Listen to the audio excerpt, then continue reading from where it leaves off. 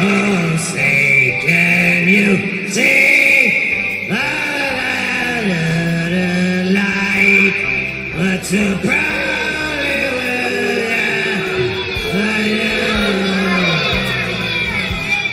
shouldn't have turned down those cue cards. Oh. Welcome back. Oops. The United States of Australia. I am the Aussie guy, and apologies for being late. I had myself a little nap before the show, an accidental nap, and woke up and went, oh, holy fuck, I've still got so much to do. So apologies, but we are here. And yes, this time, today, unlike yesterday, we're going to talk about it. We're going to talk about it, and we will get to it shortly. But first of all, joining us again, this is becoming a regular occurrence, a man known the world over for having a head like a fucking pineapple. It's Eckle Pineapple. Oh, what have I done? Oh, no. Hey. What an entrance. Ruined by that. Hello, mate. How you going? Yeah, not too bad. Not too bad. I thought I'd pop in, say hello, hang around, talk some shit. Nice. It's a nice surprise. And Mm. as a member for 12 months, you would like to say what, Eckle? Down with the Jews. Oh, or hit the like button as you used your Hit the like button. That's the one. Yeah. membership milestone chat. Thanks for being a member for 12 months, Eckle. I appreciate it.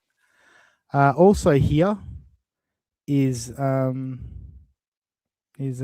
do my hair talk, check my nails. Baby, how you feeling? I feel like shit. Hair talk, check my nails. Baby, how you feeling? I feel like shit. Baby, how you feeling? I feel like shit. oh fucking hell, I am on fire. I just following on from yesterday's show, just bang. Oh, and I gotta add him. Hang on, I gotta add him. On sec. Doing well. Boom, there he is. Hello, Robbie.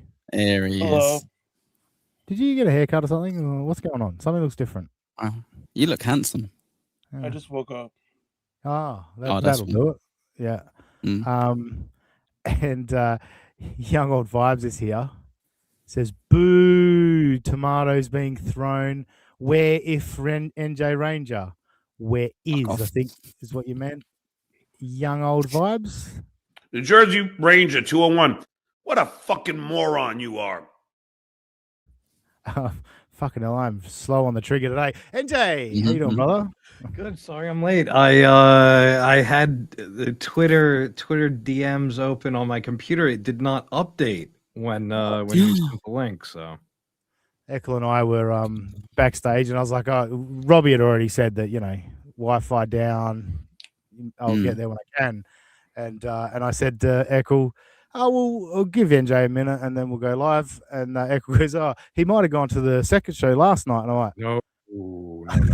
Just the I one. was like, Just the one. Yeah. No. I was all tuckered out. Well, thank you for being here.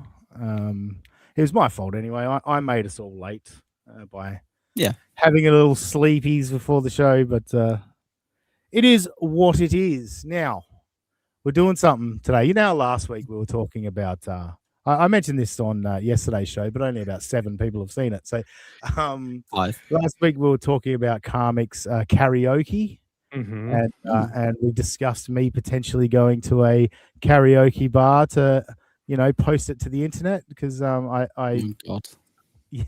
I gave Karmic shit. We all gave Karmic shit for posting his karaoke performance to the internet.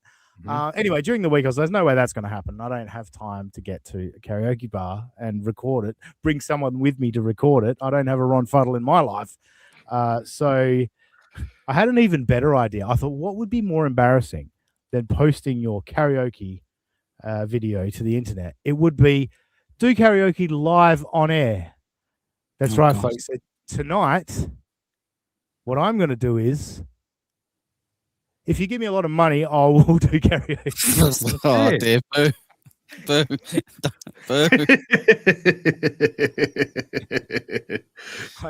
I'm doing my first super tip poll ever, and it is your choice of song for me to perform. If you guys, what are we going to set the goal at? What's my dignity worth? $5. $5. No, we're not doing that. I'd like to get at least $5. Jesus Christ. We'll set it at 10. $2.50. There's no chance that's happening. $2.50. All right. So Perfect. check myself. $2.50. Only on Super Tip. Super chats don't count. Super chats don't count. Only on Super Tip. Cool. There's 4 choices. We have Forgot About Dre. Mm-hmm. We have Bitch Please 2. Next episode and Guilty Conscience. They are your 4 choices. Give me your money and vote. And yeah, if you give me $250, I'll embarrass myself. So now that we know that's not happening, let's get started with the show. Now, what do you guys think? Let's have a production meeting right here, right now. Considering I gave none of us any time to do any sort of pre-show meeting. What do we do? I've got some old school steel toe, and then we're going to talk about. Well, this is the decision. Do we do old school steel toe and then talk about Friday, or do we talk about Friday and close with steel toe? What are your thoughts, Eccles? You go first. Talk about Friday first, I think. You think Friday first? Mm-hmm. Robbie, what's your vote? I unfortunately have to agree with the pineapple. Wow. God's sake, Robbie. What have I done to you, Robbie? Jesus. A lot. NJ, I mean, I get the chat. I'm good either way. What does the chat think? Oh, Chadjectives says rung dung dung dung dung. Anyone else? Anyone? A good suggestion. What do you think, guy who runs the show? What do you think would be best? Good question. Jesus. Good question. Reel him in with the fry. What do you think? We're going to do it. And it's going to be fun. Bing, bing, bing, bing, bing, bing, bing, bing. I guess we'll cover Friday, as Stuttering John's fingernails says. Nobody's covered Friday yet, so we probably should get to that. Someone needs to cover it, don't they? Someone needs to talk about it. Indeed, I don't really. There is a fucking Jesus. I've got a couple of clips. One's a bit of a short one, and then I've got a sort of a longish one from Stuttering John, Ava, and Kiki today. I assume that was today. I don't know. It's I was listening to a Stalin 19 clip earlier today, and I clipped some stuff out of that. But I did want a little bit of a discussion. I think is in order. I think sure we could fucking play clips and but I think most of what I found interesting / insane about it all is the reaction and the aftermath of what happened on Friday. Because wow, that's this is one of those definite line in the sand moments in Dabbleverse history where you're either Stuttering John is a fucking sad, pathetic pussy boy, or you're like, good for you, John. Congratulations on doing something different and fucking with everyone. So I think we'll start off. Let's start off with the round table, and then we can. Oh yeah, sorry. Thank you, PH Oliver. We do need to discuss NJ suit. That is one of the big topics. Thanks to our good friend $2 Dan. I literally thought about the meme. You know that meme, like everyone did it, and so it's like everyone, oh my God, Stuttering John fucking read his arrest record. Anthony fucking pulled off the glasses to the $2 Dan. Did you see what NJ Ranger was wearing? He's wearing trainers. He's wearing trainers with that suit. What is going on? It's like, all right. So let's kick it off. NJ, tell us about the fit and how long did it take to pick out? Did you lay it out on the bed? Give us a breakdown. No, I hung it up over the doorway to my bedroom. I had my shit on hangers. Every once in a while you gotta show up and show out. And personally, I'm not gonna take fashion advice from a dude that looks like a defensive coordinator all the time, but that's just me. Different strokes for different folks, etc. Defensive coordinator. I like it. I wonder if he wears the sunglasses when he goes out. I hope so. Yeah. Yeah, you'd hope so. You would. I It's for didn't everyone mean else- it like that. That's me. I didn't mean it like that. it's for everyone else's sake, you know? Yeah. Nobody wants to look at those. Like, no, I'm kidding, Dan. I want you $2 tonight, so I won't insult you. I won't insult you at all. All right, let's kick it off. NJ, you were there, so I would like to you to kick things off for us with, I guess anything that perhaps you saw on Friday night that maybe hasn't been addressed, maybe you think stood out. What are your overall insights of what you saw Friday night? Well, I don't know, hasn't been addressed, but to your point about like the dichotomy between either Stuttering John killed it or Stuttering John made an ass of himself type of thing. I don't think that they're mutually exclusive. I think that there's a lot of talk of like, oh, well, he could have won over the crowd. I'm here to tell you that that was an impossibility. I think that a lot of that talk is like Is this disingenuous. I know I've seen Ava before. Are you Naveed? Is this the Yeah, that's the you've never seen us in the same place. Yeah, there was no shot. They were heckling him before he even started, before they heard him read the Kumia arrest report. That was never going to happen. I'm telling you, having hung out with those people who were there, these are diehard Anthony fans, and that was not. Now on the other hand, do I think that he should have done his material 1,000,000%? Like, that's what I was waiting for, and that's what I thought when he said Skull. I thought that he was going to go into that, but I think that he was given an opportunity to cut the shit short because his thing got ripped up. But yeah, look, it's funny. Like I didn't want to talk about it yet on yesterday's show. I kind of like I wasn't bullshitting. Like I was kind of bored of it by the time we got to the show, but I did want to hear more. Like I wanted to hear some of the aftermath. Hear some of the stories coming out of it and sort of save it for today. But I think what I initially thought, and since watching the aftermath and all that, when he started reading the arrest report, I do agree with Ava. It made me laugh. I thought the delivery was perfect. It's like on whatever the fucking date was at 11 a.m. But I was like, I sort of had a bit of a chuckle and went, what is this? What's he doing? And then it obviously started to click. All right, this is Kumia. And I'm like, okay, well done, John. This is fucking different. And then a couple of minutes in, I said, this is what we're doing. Like, we're doing this for an hour or we're doing this for 45 minutes because, that's got to be interesting. But at the end of the day, it's hard to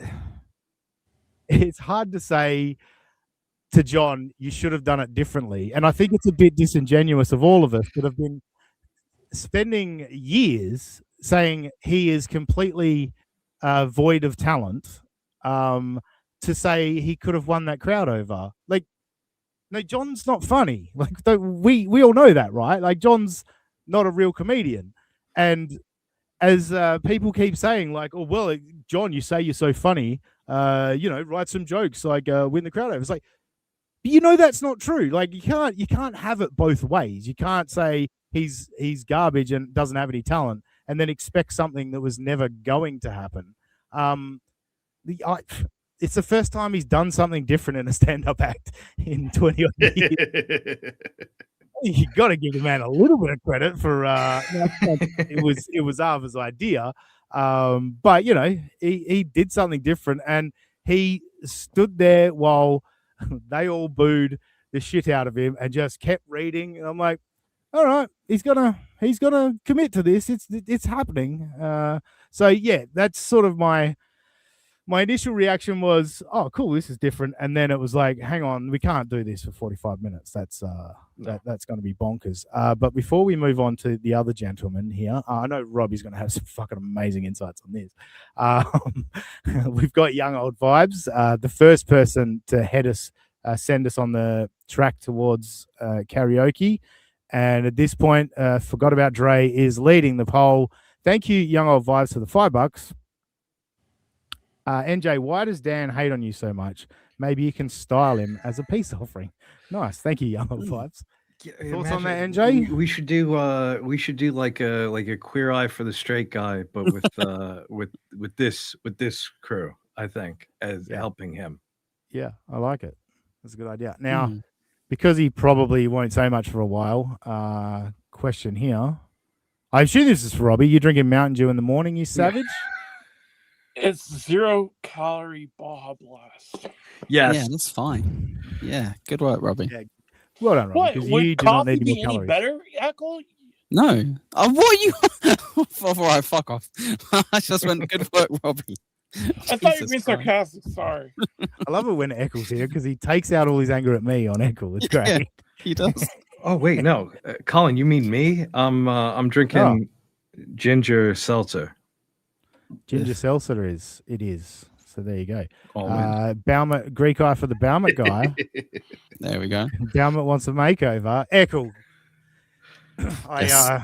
I haven't. Well, I heard a brief moment of you on Pat Dixon yesterday, but didn't have time to continue listening. So I know you've had a bit of a chat about it, but hit us with your thoughts. It's an interesting one because old Johnny boy went into a lose-lose situation there, realistically. And if we're all honest, the Dabbleverse won. At the end of the day, we won anyway because we got a load of content out of it, some to do with him, some not to do with him. So what a brilliant weekend we're all having because of it. But in terms of like, did he win? Did he lose? It depends how you look at it. He can go to his next stand-up gig and go, I sold out my last place. I sold out the tickets. It was brilliant. And they're like, oh, like any video footage? Don't worry about that. Just a great show. Please book me again. So how would he have won is my question. And you're right. It would be disingenuous to kind of say, oh, he could have won people over, because I kept kind of trying to think things through. And I was like, well, would I expect John to kind of have different tiers of, right, I'm going to come back with a roast joke in between saying some of these things? No, because that would be a good idea. And so we can't have it both ways. We can't say John's no good at stand-up, John's unoriginal, blah, blah, blah, and then go, but John should have been good at stand-up and he should have been original. He did something different. I wouldn't have done that as a stand-up comedian if I was one. But hey, you know, at 60 years old, I guess you can try a few new things. So, fair play to John, I think. If we're going to give him a slight win, I would give it to him now on this one. Yeah, well, my answer to your question of how would he have got a win out of this? I'd say you don't, because it's not a game. Like there's no wins and losses. Yeah, what is he going to do? Is he going to do new material that we can all rip on him for that? Is he going to do his old material? We can all rip on him for that. So is he going to do roast jokes?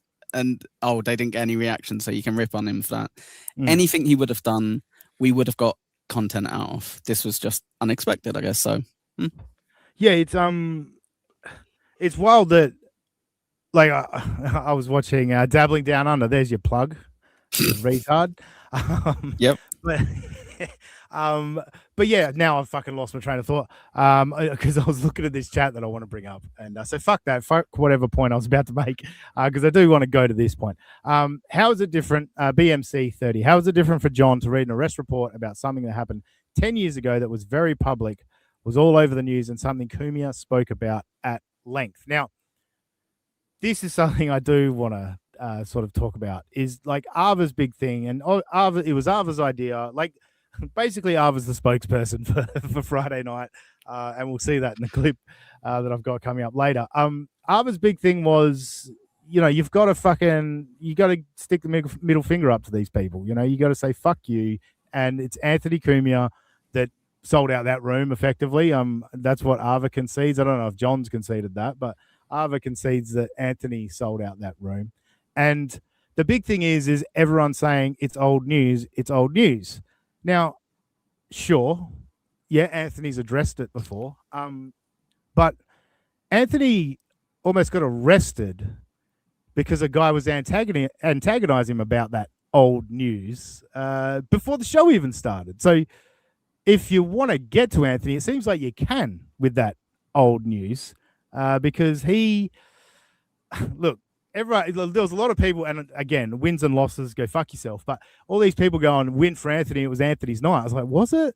Like, that was some pretty light trolling that he reacted to. Yeah. That was, I thought that was pretty piss weak on Anthony's part, and almost gave a sense that he knew what was coming and he was kind of a little bit edgy about it. Robbie, your thoughts on that? Yeah. I was just shocked. What? No, I can't sorry, even put two words together without Echo and Ozzy snickering, seeing how's he going to worm himself out of not having any thoughts on the matter. What's your thoughts on this, Robbie? Yes. What? That's what made me laugh. That's the thing that made me laugh. That's all. Fine, I echo your guys' sentiments. There you go. Thanks, Robbie. We appreciate it. Connor Swim 1. Oh, yeah, I haven't done this. Yeah, Robbie, can you put it in the chat so I can pin it? I still can't post on my own fucking channel. I don't know what's going on. It's fucking wild. Crazy. Anyway, I've been missing the YouTube side of things. So first of all, Connor Swim 1, member for 2 months. Pin super tip, stupid. Thank you. I appreciate that. Thank you, Connor. Colin Madden gifted a membership. Thank you, Colin Madden, for gifting a membership. Terry Nee, thank you for the $2. NJ, a decent tailor could complete the package. I gotta find a decent tailor. There you go. You always struck me as someone that would have a decent tailor. No. You only see me in the context where I look good and not most of the time. Right. Good. Fair enough. Mm-hmm. So this is looking good, is it? Oh, interesting. Shit show. Thank you for being a member for 9 months. Anthony Kumar stand-up tour bombed also. Yeah, Anthony's not a fucking stand-up. I mean, whatever. Like, I remember him at Dabble. I've never seen him do stand-up. I watched a DabbleCon clip of him doing stand-up. Was not impressed. So, yeah, it's not like Kumar is a brilliant stand-up performer in his own right, but sure. And Connor Swim 1, $5 in lieu of karaoke and in honor of NJR. If we raise enough, can we watch Robbie attempt a double Windsor around that tree trunk of a neck? Robbie, you in? Good suggestion. So if we hit $500 on Super Tip, Robbie will do the tie as well as me doing the karaoke. Tie goal. Thank you. No. I think Connor wants you to replace the song, which I'm all for. Oh, replace switch it in lieu of. Yeah. Good Oh, idea. in lieu of. Sorry, yeah, good point. It was a long thing, and I forgot what was the early words were. Yeah, cool. It's difficult. It is difficult. Yeah, when you're reading and like hosting a show can be difficult sometimes. God, tell me about it. God. So I'm just trying to fucking vamp while I go over to my YouTube thing where I can pin Robbie's super. Okay. Yeah, don't vamp. Just let other people talk instead. That's way better. Yeah, well, because my brain was working on that. I couldn't even think of something like to throw to one of you guys. You know what I mean? Like that's how. Yeah, of course. That's how bad it is. I think we can answer really if. Yeah. Here you go. I'll let you pin your thing or whatever you fucking do. I think we can work out if. All right, okay. I think we can work this out really easily. If Anthony Cumia knew what he knew about Friday night, would he still have gone? If the answer's no, then I think John won. I think it's as easy as that. I don't think Cumia would have gone if he knew it was going to go down the exact way it went down. That's just my opinion. So I don't think it is a win for Anthony, because otherwise he'd be like, yeah, fuck yeah, do it every day. It's great. Well, I mean, the fact that, again, he reacted to someone that was trolling him outside. Like, that's not a good night for Anthony. I don't care what anyone says. That's fucking terrible for Anthony. Also, he's sensitive though, mate. I don't think he would have enjoyed as much as he might pretend, sitting there for like 10, even at the 10, 15 minutes of John reading all this stuff out and him having to be defended by all the people around him being like, boo, do the squeegee. I don't think he would have been as happy as he might have pretended with that. No, to be fair though, and something that I thought is what makes it a good move for John is that he had a room of people, as John is describing domestic violence, people cheering about it. Yeah, he strangled that bitch. Yeah. So this is kind of a self-report, and I know the Ant loved that. And of course, if you guys were there hooting and hollering while somebody was reading out my dirt, hyping me up, then you would be happy. But that's whatever. That's Okay. sifting through pig shit and finding a diamond ring. But I agree with the general sense that, like, yeah, I don't think that that's his ideal situation. He was looking for Stut Joe to do his same material that we know, and then you clown on it. But yeah, I mean, like, I know NJ, you said you were there, like you wanted him to do his material, and you saw him recently. For you, is it just a support John thing, or like you get genuine enjoyment out of it? Yes is the answer. Good. All right. Perfect. Well, I guess it can be, can't it? You can answer yes to both of those things. Bad question. Bad compound question on my part there.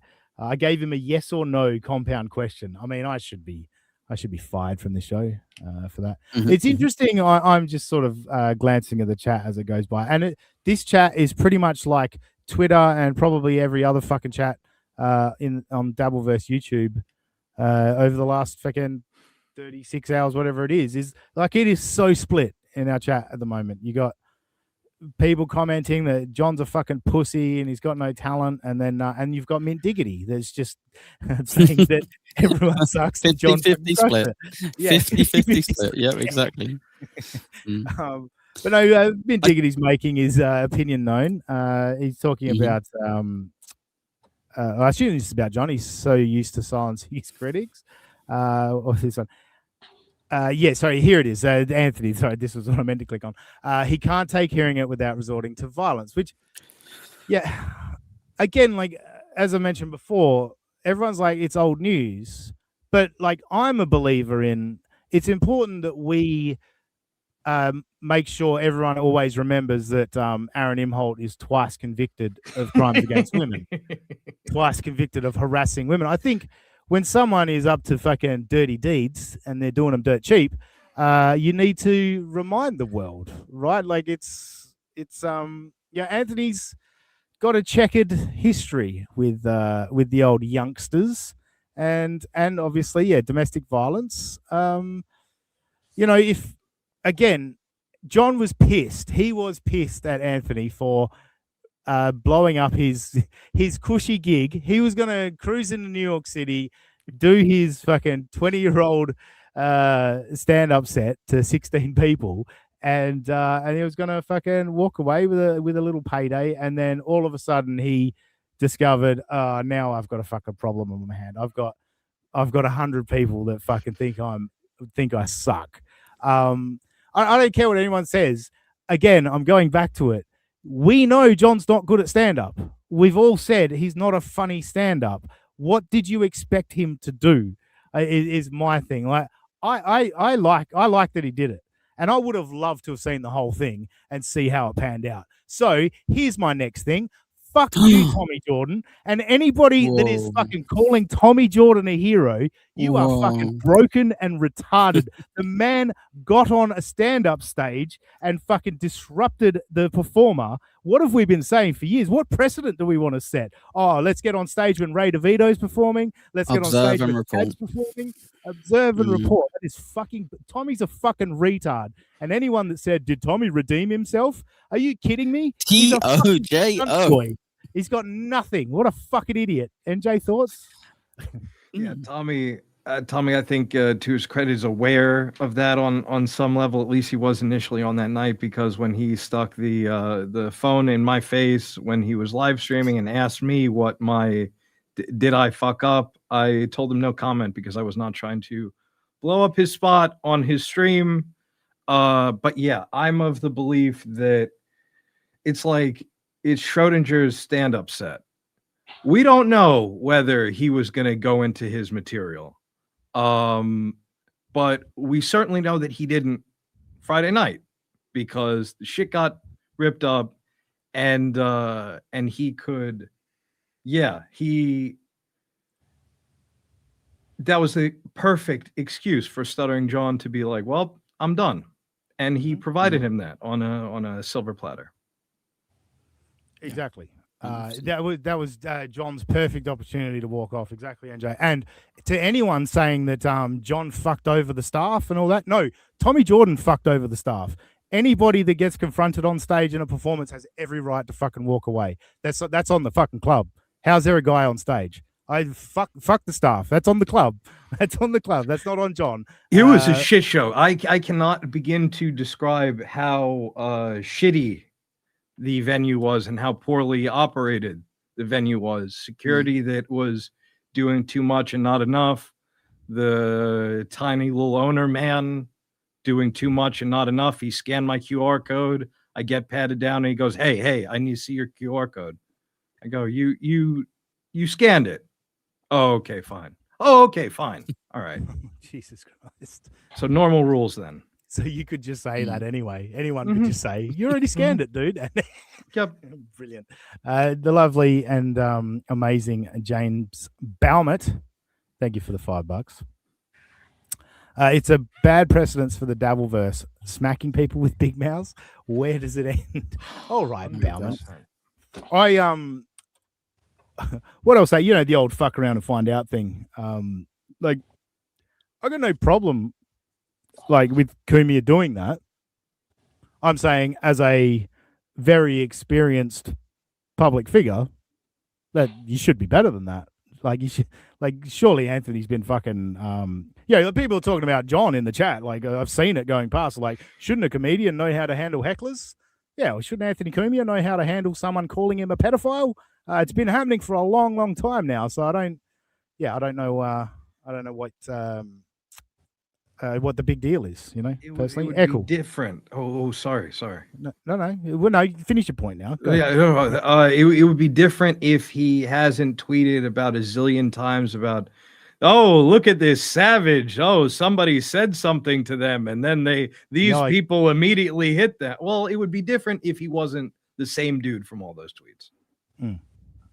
Maybe he's more sensitive because of the Epstein files. People seem to be more on. Robbie's got fucking jokes today. Anthony, I don't think he got rich enough to get the protection of the Epstein files. He wasn't quite Epstein file rich. Is my theory. Cool. Tojo, everything else, go for it. Yeah, so as much as I want to be generous towards Tojo, I kind of worked this out earlier. If you remove who was involved, anyone going onto a comedy stage, physically messing with them, you've got to agree the comedians within the right to go, you didn't protect me whilst I was on the stage, I'm not continuing. And that is difficult because you want to go, but he was trying to do it for the Dabbleverse, I guess, so you tried to be generous there. And John's the big bad guy, so like he did something against him, so that's supposedly another good thing. But in reality, yeah, he shouldn't have done it. And hopefully he knows he shouldn't have done it. The issue I think we have as well is like we've got 100 people with like their opinion, chatting about this all the time. And I would say about 60 of them are sticking with their opinion regardless before this happened. Yeah. Like John's bad or fuck Kumia and all that shit, we're always going to be on that side. So it's pretty tricky to actually see where it's falling with people. I think Kumia definitely was maybe lulled into a full sense of security and then thinking it's going to be a big old Kumia fest, and then there's just this one troll that's fucking with him outside as well. So I thought he was the kind of guy who avoids confrontation, right? Spaghetti at the wall and all that jazz. Yeah. I was quite impressed that he actually did something about it. But, And look, had he been arrested and taken away, it would have been fucking hilarious while Stuttering John's reading his arrest record on stage. It would have been fucking bonkers. No, you have not missed a Steel Toe Talker. Everyone decided that we would do this first and we would close with Steel Toe today. So it's all right. Stick with us. If you want, whatever, do whatever you want. It's fine. Butterwife, Kumia is Radio 2. He's used to being able to drop a call. Or the N-word. Yeah, or the N-word, yeah. is the point there that he was just dropping the call by taking the guy's glasses? Because You can't see me now, so go away. that's not a bad take, to be honest with you. I'll give you that. Now, the other thing, before we get to the clips, the other thing, I was listening to fucking, what was it? Gino and Chad fucking screaming at each other on Downfall Live earlier. I was like, Jesus Christ, you two. Like, they're both as bad as each other. But it did remind me. So we had, obviously, Gino was another one of the performers there. And obviously, Stuttering John, the headliner. And we've discussed Anthony Cumia. Also, another man there that is a comedian and a celebrity is the great Pinky, Kevin Brennan. So we had Kevin Brennan baiting Stuttering John and then fucking saying now Stevie Lou's going to take over. Which anyone, like all these people that say KB's not funny, go fuck yourself. That's fucking hilarious. It's hilarious. But no, in all seriousness, these like well past middle-aged men, Stuttering John, Gino, I think they're all in their 60s just about. Yeah, they all no, Gino's not quite 60, but everyone else involved in either close to involved in a physical altercation or actually involved. They're all 55 plus. They're all retirement age, as it were, if you will, AARP. Gino and KB apparently came close to coming to blows. The childish nature of these grown adult performers is bonkers, absolutely bonkers. And poor old Stevie Lou just getting dragged into it, having to be KB's bodyguard. But NJ, you're the biggest KB fan around here, so I want to let you get your tongue out and do a bit of ball washing at KB. You're absolutely right. You want some of this? Stevie Lou's right here. Yeah. Oh my God. Seeing that live, that Stevie Lou is KB's judicial champion, as they would have in the Middle Ages. That Stevie Lou fights the trial by combat for KB. I thought was very funny. I did not myself see. I was already outside because I was like, okay, let's get the fuck out of here. While they were saying their goodbyes, I did not see the altercation between Gene and KB, but they, like, from what I heard, he was over it. He did not want to deal with Gene, who was like clearly in his cups when I walked in and everybody was still like online to get patted down and shit like that. Gene was at the bar right next to Ant, and he was getting good and lubricated. So it's hard for me to think that it got better over the course of the night. Yeah, I love the old man fights. I think that's integral to our hobby. I think that it brings a little spice, a little joie de vivre, if you will, as it were. Agreed. Terry Nee, thanks for the $2. I hope I deliver this in the way that you were hoping it's to be delivered. Tommy is an artist. Autist. Did I get that right? YouTube in YouTube's terms of service, I guess, is there's the last part. So I guess I fucked it up by not saying YouTube terms of service. Anyway, Demonic Pubes says, I find Tommy likable, albeit his spastic composure. LOL, big fan. Tommy! All right, I'm going to have to ban you from the chat then, aren't I? Demonic Pubes. You know what Tommy actually needs? Sorry to interrupt Mint Diggity, but he kind of needs what Perry Caravello has, not because he's the same, not just to be mean and kind of say because he's a retard or he's brain damaged. I just mean someone who can physically kind of go, no, we're doing end stream, no, we're moving you off this, instead of someone that he kind of relies on to do it. He just needs a proper handler, and I think it'd be fine. Do you think Nasty Neil could fill that role? No. Oh, hello, Tommy. Hey, it's me, Nasty Neil. Robbie, you got anything, Dad? I echo these sentiments. Good. Good Indigitty, one. they had to spin the narrative. John left crying to soothe Kumia's fragile little ego. Didn't happen. Yeah, I 100% have to agree with that. And that picture where he was allegedly crying on the way out of the building. My first look at that picture, it looked like a proud smug smile of it. It looked like it reminded me of the Joker. Heath Ledger's Joker walking away from the hospital, I've just Yeah. fucking blown this shit up. He Too did much genuinely. Too much credit there. Dean. Well, no, just in terms of, I feel like he did look proud of himself walking away from there. Self-satisfied. Yeah, so he kind of speaks to the. He did just want to fucking take a shit in everyone's lap, going up there. That was his goal. And again, Tommy, I really would have loved to see him read that report for another fucking 25, 30 minutes and see what happened going forward. We'd barely even scratched the surface of how fucking how these monkeys in the cage were going to fucking react. You know what I mean? A lot of booing, cheering, fucking strangling, all of that kind of stuff. Yes, NJ was one of those monkeys, but Mm-hmm. Echo, I got no segue. Just talk. That's fine. Apologies to Young Old Vibe for the use of the word monkeys. Right, where are we going? No, I don't know. I thought you had a point you were going to make earlier, and you got cut off, and so I was like, I was going to let you go back to it, but I couldn't remember what the whole thing was. But well, that's right. We're talking about the fights. We were talking about the fights. Now I remember what direction my own show was going in.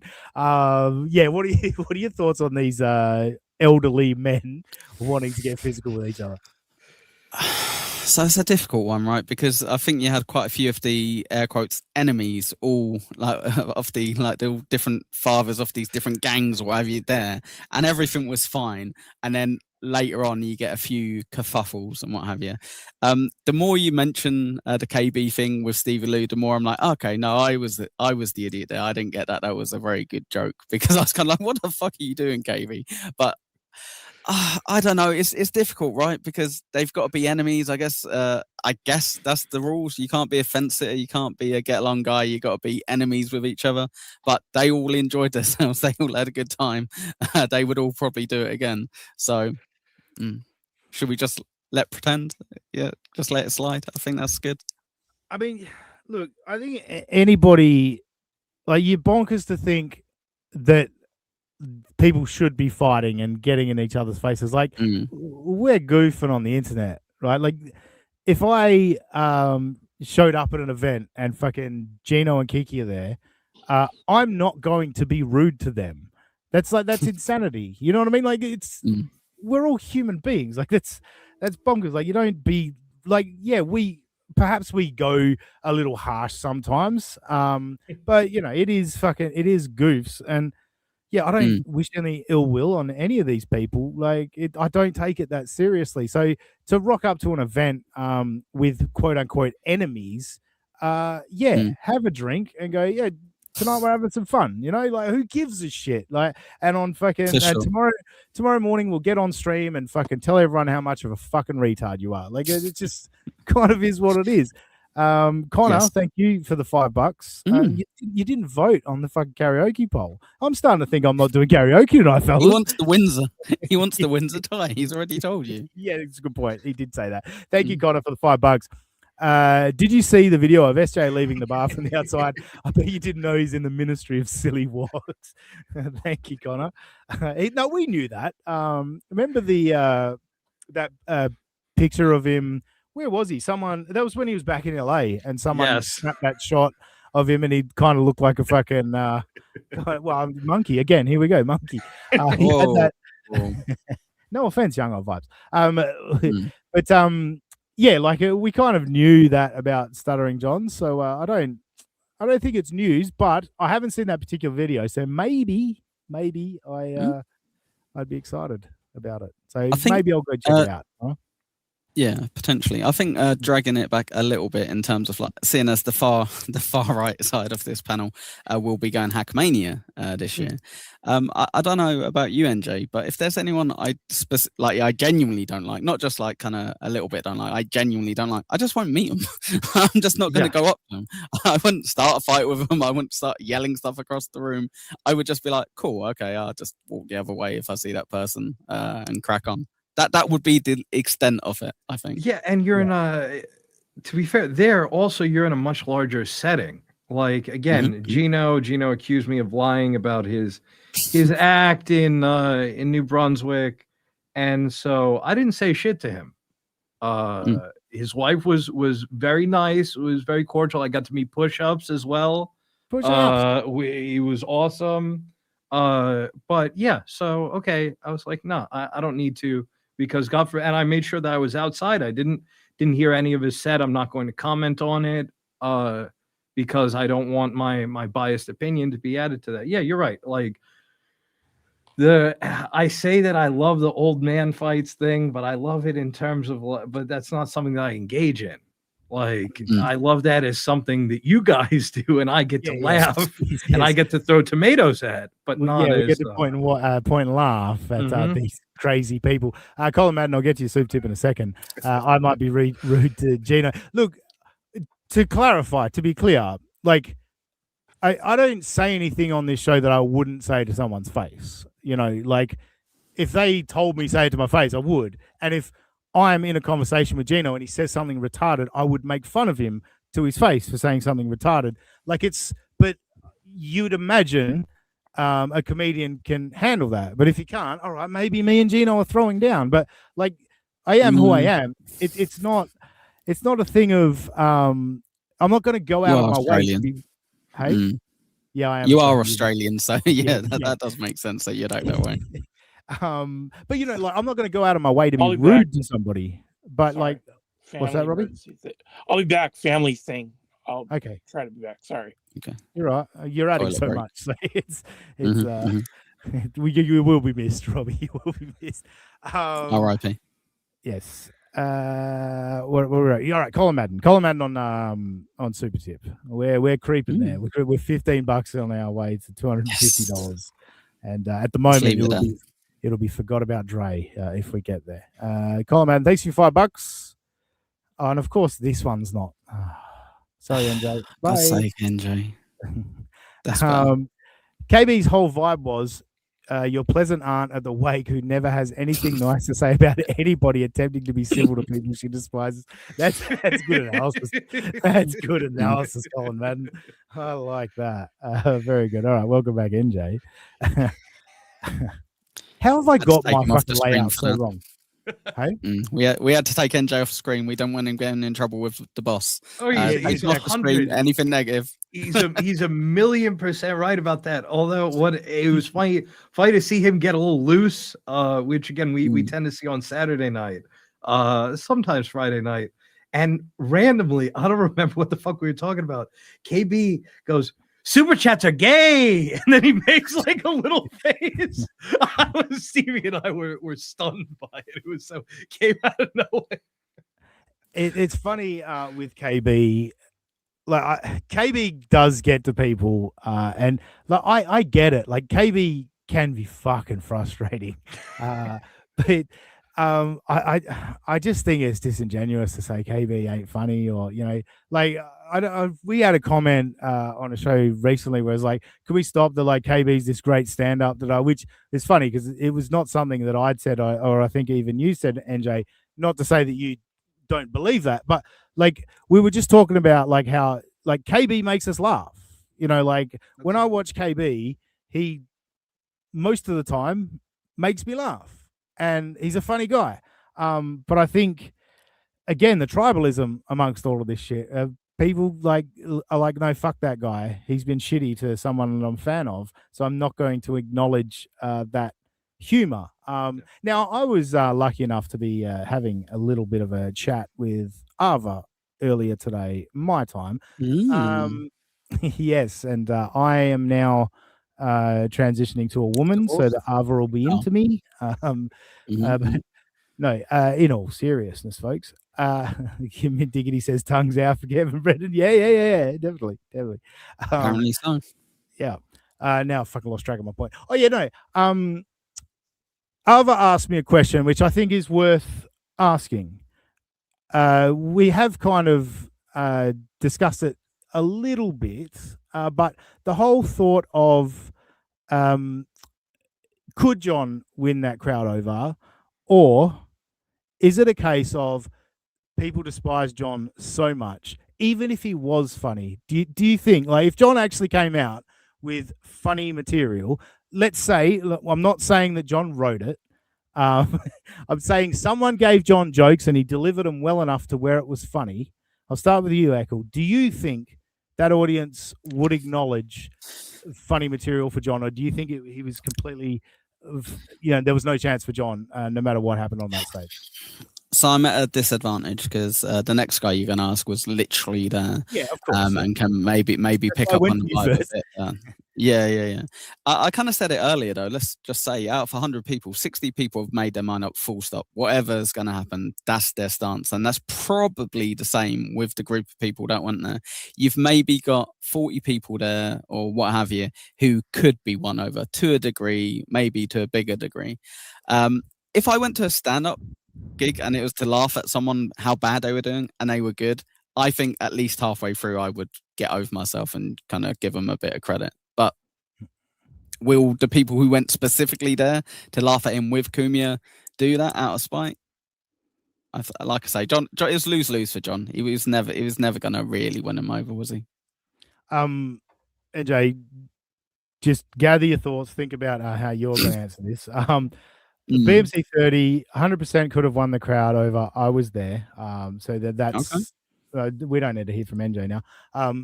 And also, what's this one? TKSUSO4707. He got cheered when he first went on. I mean, sure, like, absolutely.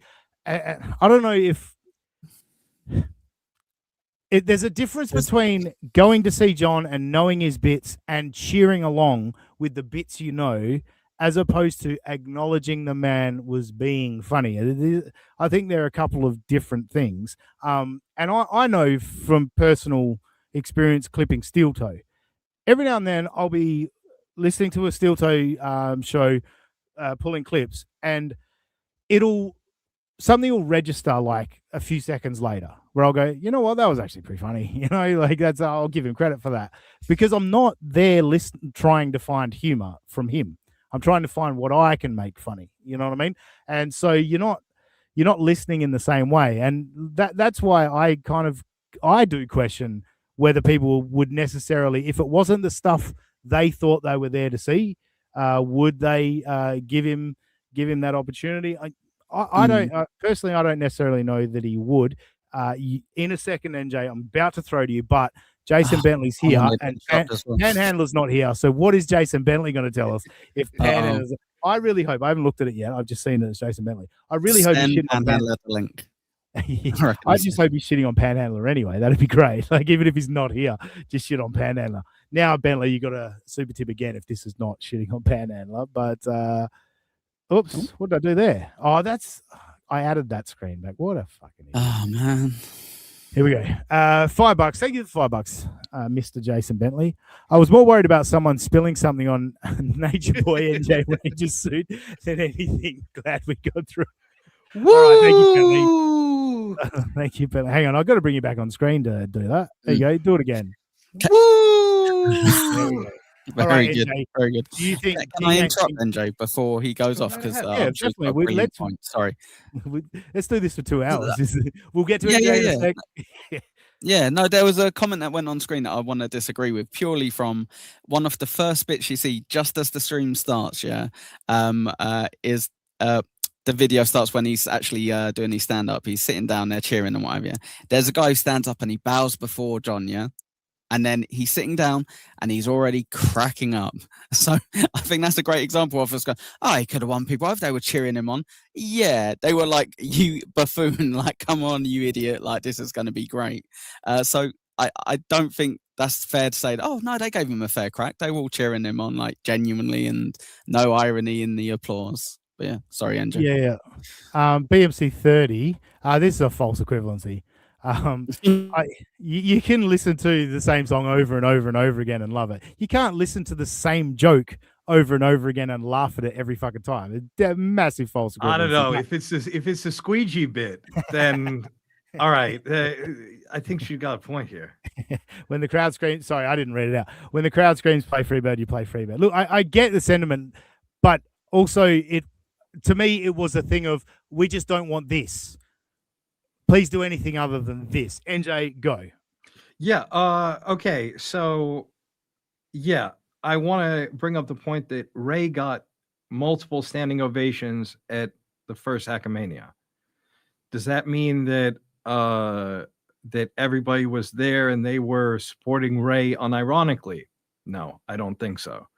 Yeah. Well, sorry, I will interrupt. Didn't he get completely shit on for the way he handled it? Yes. He did. Yeah, in fact. Right. Cool. And yeah, I want to say, okay, who could he have won over? When I hear this take that like, oh, everybody, they wanted John to do his stuff and they were excited for him to do well. The person that I hear that from that I believe is Bob Levy. Bob Levy, I know in my heart of hearts that he genuinely believes that, and that's what he wanted, because that's the type of guy that he is. Well, Bob Levy laughed at Shuley for years, so you know what I mean. Like, yeah. Not enough though.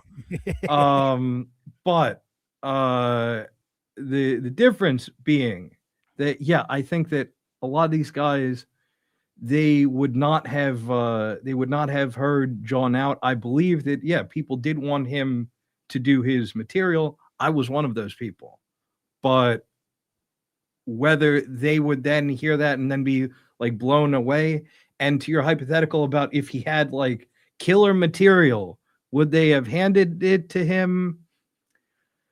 I don't know, but I am damn sure that they wouldn't have handed it to him with the material that we knew that he has, you know, the Uber bit,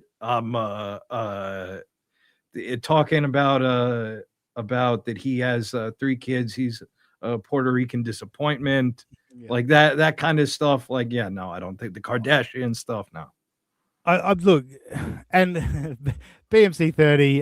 That's what I was talking about. Thank you, Andrew. Right. I'm not disagreeing that the audience was there to see his tired old set.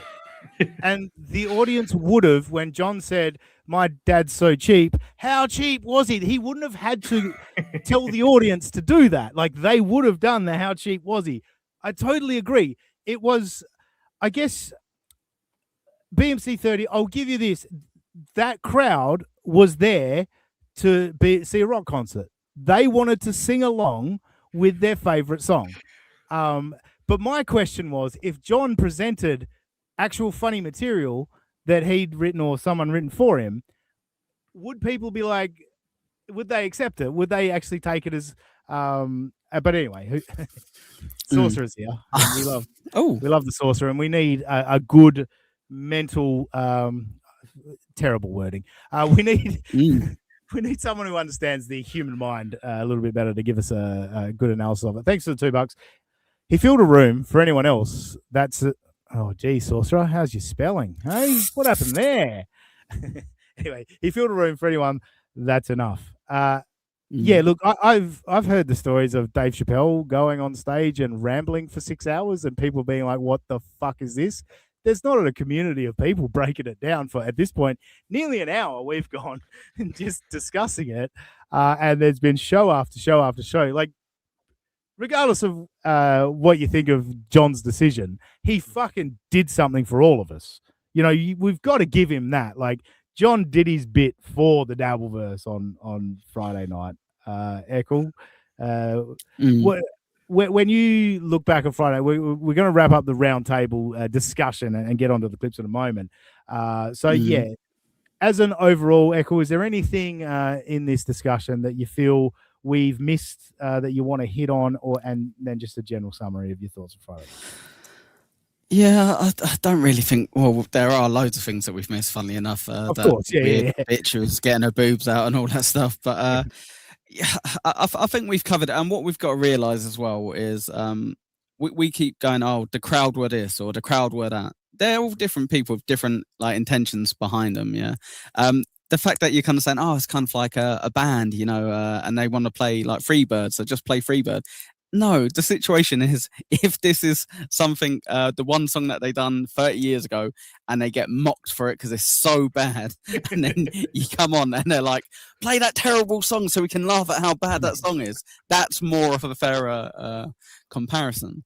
But no, honestly, I was kind of chuffed with what happened on Friday. So many different things, unexpected as well. Yeah, it wasn't what everyone wanted, so that's good as well for like content wise. But yeah, like, is it a win? Is it a loss? I think it's a win and a loss for everyone, kind of in a weird way. Nice Right. fence sitting there for everyone here. We just take it for the win that it is, yeah. And I think we will have more of these kind of random nights come up. So brilliant, good work, John. Go book another stand-up gig. We'll go see it. Indeed. Young of Vibes, thanks for the $1.99. Happy Women's Ugh. History Month, Ladies Night Part 2. I could No. probably try and No, you can't have this month as well, Young of Vibes. No, you had the Black Month. You're not having a Women's Month. That isn't what happens. No, one or the other. Jesus, Eccles. I might try and squeeze in a second Ladies Night, Young of Vibes, just because Eccles was very rude to you there. God. Thank you for the $1.99. And Sorcerer, again, thanks for the $2. As a fan of this, whatever. This was perfect. Yeah. Because NJ was there, I'll let you close on like this discussion. I'll go with my thoughts. Yeah, I thought it was great. Honestly, I thought it was great. I think we got something we didn't expect, and kudos to John for that. And everyone has just been fucking going nuts for it. Yeah, he gave us something different and something that we well, I guess weren't expecting. Again, I'll just repeat myself. You know, like listening to like Carl and stuff in the lead up to this is like, yeah, I'm going and I'm looking forward to seeing the stuff that I've seen over and over again and that I know sucks. And I'm like, well, that'd be pretty boring personally. So I'm glad NJ shook it up. My one thing that I haven't mentioned, and this is going to be my final thought before we get to the clips. Can we stop with the Vince the lawyer as a master troll? He's docs, send deliveries, red herring, rinse and repeat. He's an attention whore. He has no creativity. And he was like, what the fuck? Like, he was literally back and forth between support John, fucking boo John, all of this. It's like, you're boring, Vince. You're fucking boring. He's not a master troll. He's boring. NJ? I like how transparent Vince is about it. I like that the only dude that is, and even now, whatever, John at least addresses it. Like when he was going off of Vince lawyer the other day, and he says, "This is not a bit." It's like, okay, yeah, this is not a bit in terms of it's not fake, but this is a bit in terms of you're mad at Vince for the zillionth time sharing your text message. Like, we've seen this movie before. You're not allowed on my show anymore, Vince, because you shared my text. Like, we've seen it. So how is that not a bit? If it's a thing that you do, if it's a habitual, whatever, paradigm, if you will, as it were, he shares your text, you get mad at him.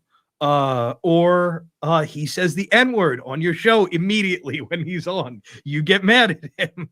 Like, okay, then that's a bit that you guys do. Yeah, I think that Vince,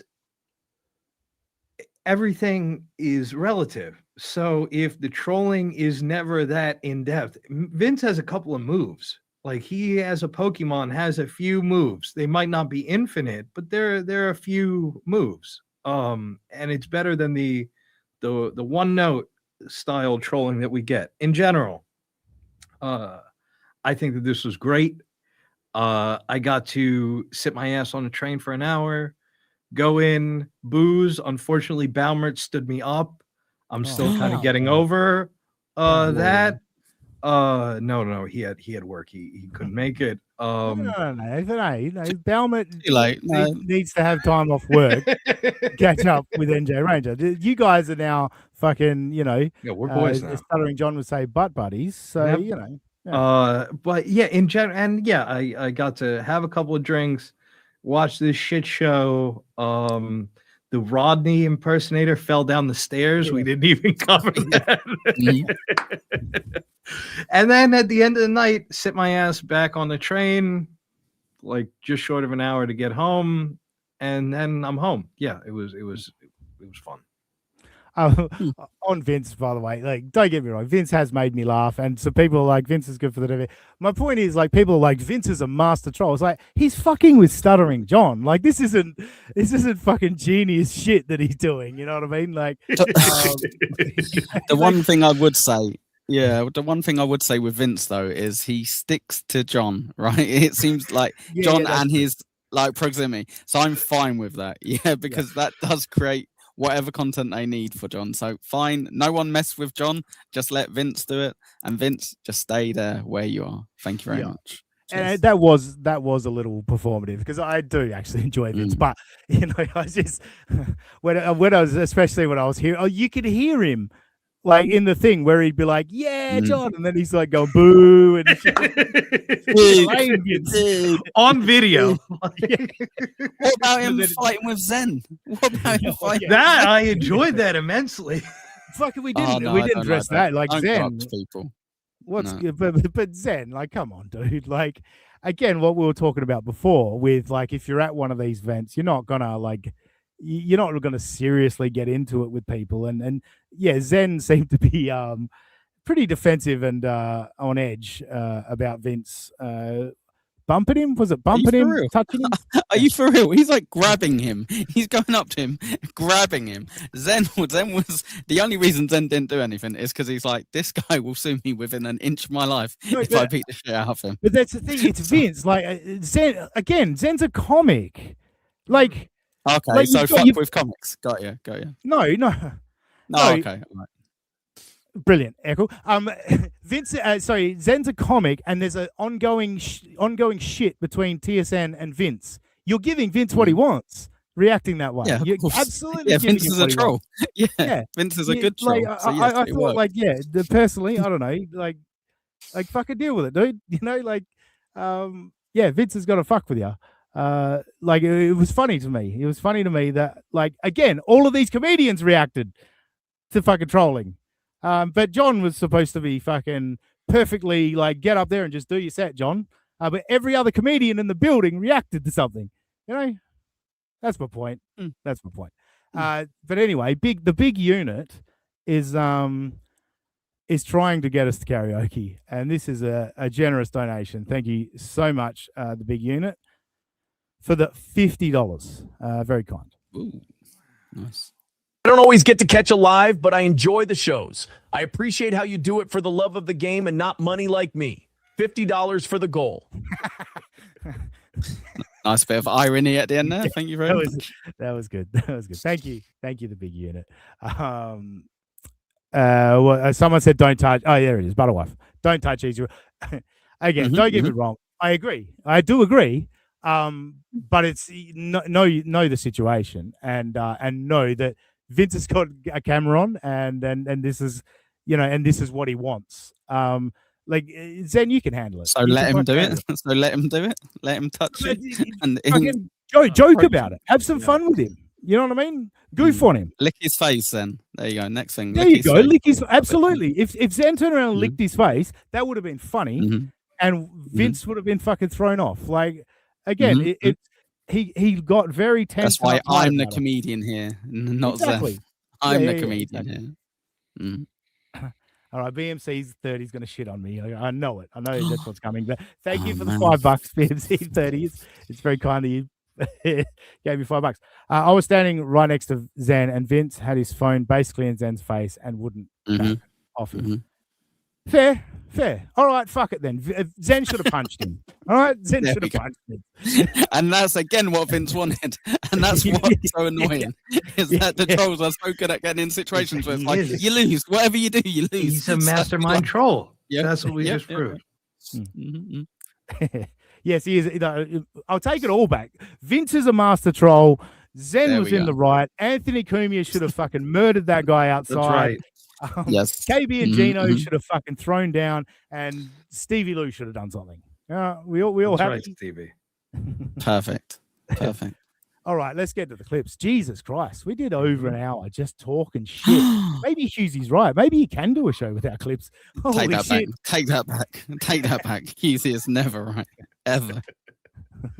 Just as a segue, what should we do? No, actually, no, Segue? none of it suits. I just wanted to do a little intro stinger. Could have done a Hughesy one, I guess.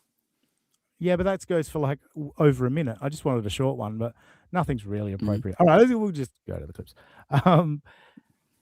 Yeah, the clips they were mainly about Kiki, the way I was clipping them. But then I started the second one I was doing. Oh, hang on. Oh, there's the second one I was doing. I just kind of couldn't stop recording, so it's kind of all three, John, Ava, and Keanu. But this first one is a lot shorter than the second one. Keanu telling Ava exactly that she loves her infectious laugh and how much she enjoyed hearing Ava enjoy Stuttering John. Me. Listen, yeah. Ava, I have to tell you, when I watched you on because I mean, I just started. It was so. I'm arguing with everyone.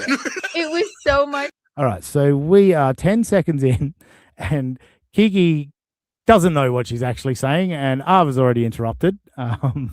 This is on the next clip. We're going to see a theme of these three having the chemistry of just letting each other talk and not interrupting each other. Fucking, it's brilliant. Also, look at Johnny with his cute little face and his haircut. Johnny Mel. He's very happy. His girls enjoyed his shit. He is 100%. great call. Not the He most is happier flattering than a angle.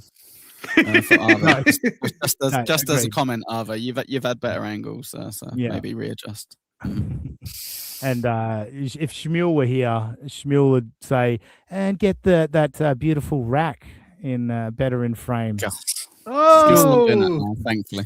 Yeah, still one of the creepiest bits that Shmuel's ever done. Just feeling the need to constantly mention Ava's rack, but now that he doesn't like Ava anymore, not so impressed by the rack. So. Well, as a compliment, don't you get that, Dean? He was constantly going, "You've got boobs," and she's like, Yeah. "You've got boobs." She's like, Yeah. Thank That's you. how that's what reminds me you're a woman. Thank you. So my social battery gets low, so I walked to the gig. I already saw cameras, lights, people, Bob Levy, high pitch Eric. I'm like, okay, I'm walking and Kiki's just saying words. The words are just flicking through her brain, and she's like, lights, Bob Levy, Kumia. You know what I mean? What are you saying, Kiki? What's your point? And before I press play again, Connor is back. Robbie's not here, Connor. I apologize. Oh. Thank you for the $5. Can we see that? You guys don't need to see it. I'll just read it. It's on screen. Okay, Robbie, if not double Windsor, how about a Colombian necktie? Just need to find some steel beams. Yeah, steel is important. It is definitely important for Robbie. And it needs to be pretty thick steel too, or it'll bend. All right. Let's see what Kiki's point is. when I watched you watch John, just your laugh, it just kills me. It kills me. You went, you saw he did it. that He BYB did this thing? thing. I didn't even see Bob there. I didn't even see High Pitch Eric there. John, there's a video. What stands out to me from listening to the overall clip, it's like a 48-minute clip on Starlin 19's channel. What stands out to me, and we're going to see it in the upcoming clip, is Kiki doesn't know how to praise John for this. Like, I think Kiki's in the camp of he shouldn't have done what he did. And I think the connection to Rodney's and all of that shit, like, she's fucking torn on how to handle this. But she wants to stick by John. She had another gig with him the next night. I don't know if she's got any more gigs coming up with him, but she is like really struggling to figure out the words to appease John, but also not come across too much as like, fuck yeah, John, you fucked over Rodney's, thank you, which I don't think he did. But, you know, NJ or Echo, thoughts on that clip as I find the next one? Pineapple, go. Yeah, it's great. It's a brilliant clip. They laughed at each other, and that was about it. Yeah, very good. Thanks. Yeah, I agree with Put your your best take, foot. Dean. That that she's trying to thread the needle of maintaining her relationship with the club, but also whether genuinely or not hyping up Johnny Boy for his unexpected moves. Big W. Mm. Chandelier. Big hormone, you mean? Oh, got him. Hey, come on. Not Got this him. channel, not on this channel. Come on. Fucking dumb nickname. Or dumb insult nickname. Whatever the fuck it is. It's dumb. Why did the chat move so quickly? Why did the two of you... I didn't care Stop what... talking, guys. Why ruin it, Butterdick Jones? Saying water is also wet. I was going to Jules. The beautiful and talented Just Jules. Kiki pandering for low-grade clout? Shocker. Yeah, isn't it? Who'd have thunk it? Hey, no, don't. We need to be respectful to Kiki. Her and I are good buddies these days. Did everyone see that she did her fuck you list and I wasn't on it? Congratulations. She plucked out Rob Saul, Silent Mike, some of these other ones. I was like, what have they ever fucking done? You know how long I've been doing this, Kiki? I actually literally DM'd her. I said, I'm hurt. I'm hurt that you didn't fucking have me on the fuck you list. Like, I've been fucking working hard on this. So, yeah, anyway. Touch Silent Mike. Soul touch Silent Mike. You got to give it to the Duke. Got to give it to him.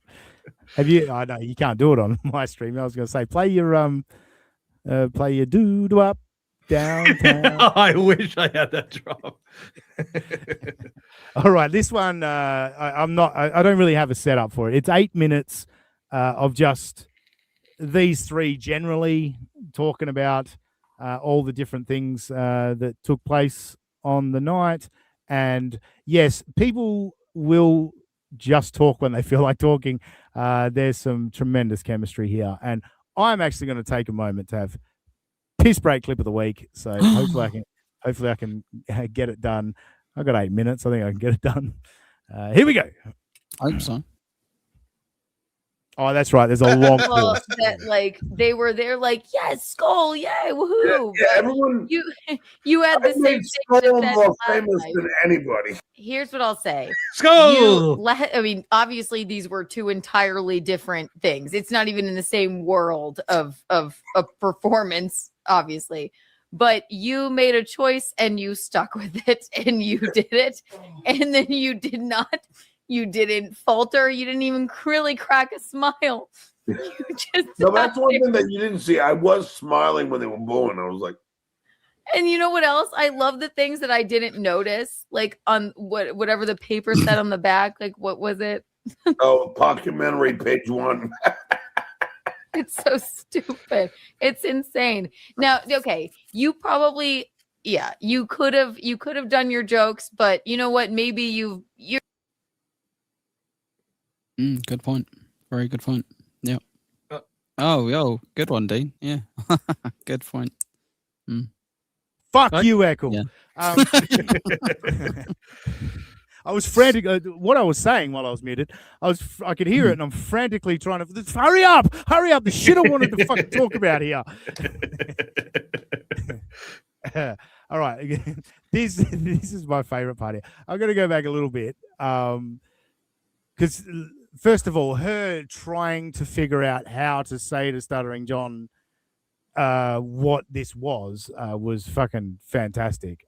But yeah, that last little bit there was fucking hilarious to me. Didn't see. I was smiling. That first of all is great. She said you didn't even crack a smile, and John's like, well, no. Like I was I was smiling. I was having a good time. I don't know what You know, the fucking gig best- you were at. You know, the best bit was where she goes, what I really liked was all the stuff that I didn't realise. It's like, Yes. yeah. You know what I really like about your show, Dean, is all the stuff that I don't pay attention to or notice. That's the best bits for me. Yeah. Yes, that is kind of what I wanted to talk about, but that's not even the best part of that bit for me. Yeah, cool. Let's go. Like when they were born, I was like, And you know what else? I love the things that I didn't notice, like on whatever the paper said on the back. Like That's my favorite part. The things I didn't notice, like whatever the paper said. That was great. That was funny. What did it say?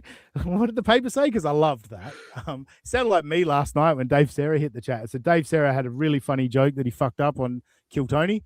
And I went, Dave, what was that joke again? I actually can't remember it, but I know it's funny. And it is funny, joke. But yeah, that was like this thing I really enjoyed. What was it again? Good stuff, Kiki. NJ, do you want to comment before I press play again? I loved. I too loved that he had the shit labeled "Pockumentary" on the back of it. I thought that I'm a wordplay guy, so I haven't heard from. I should have asked Ava today if she actually came up with Pockumentary as well, or if that's John's. Because that's John. That's John. You can tell he's good with the nicknames, isn't he? So yeah. Yeah, well, that's true. John's nickname Stick and his little fucking just do it and shit like that. That's one of his talents. That is one of John's. His homophobia is hilarious. Yeah, that's good.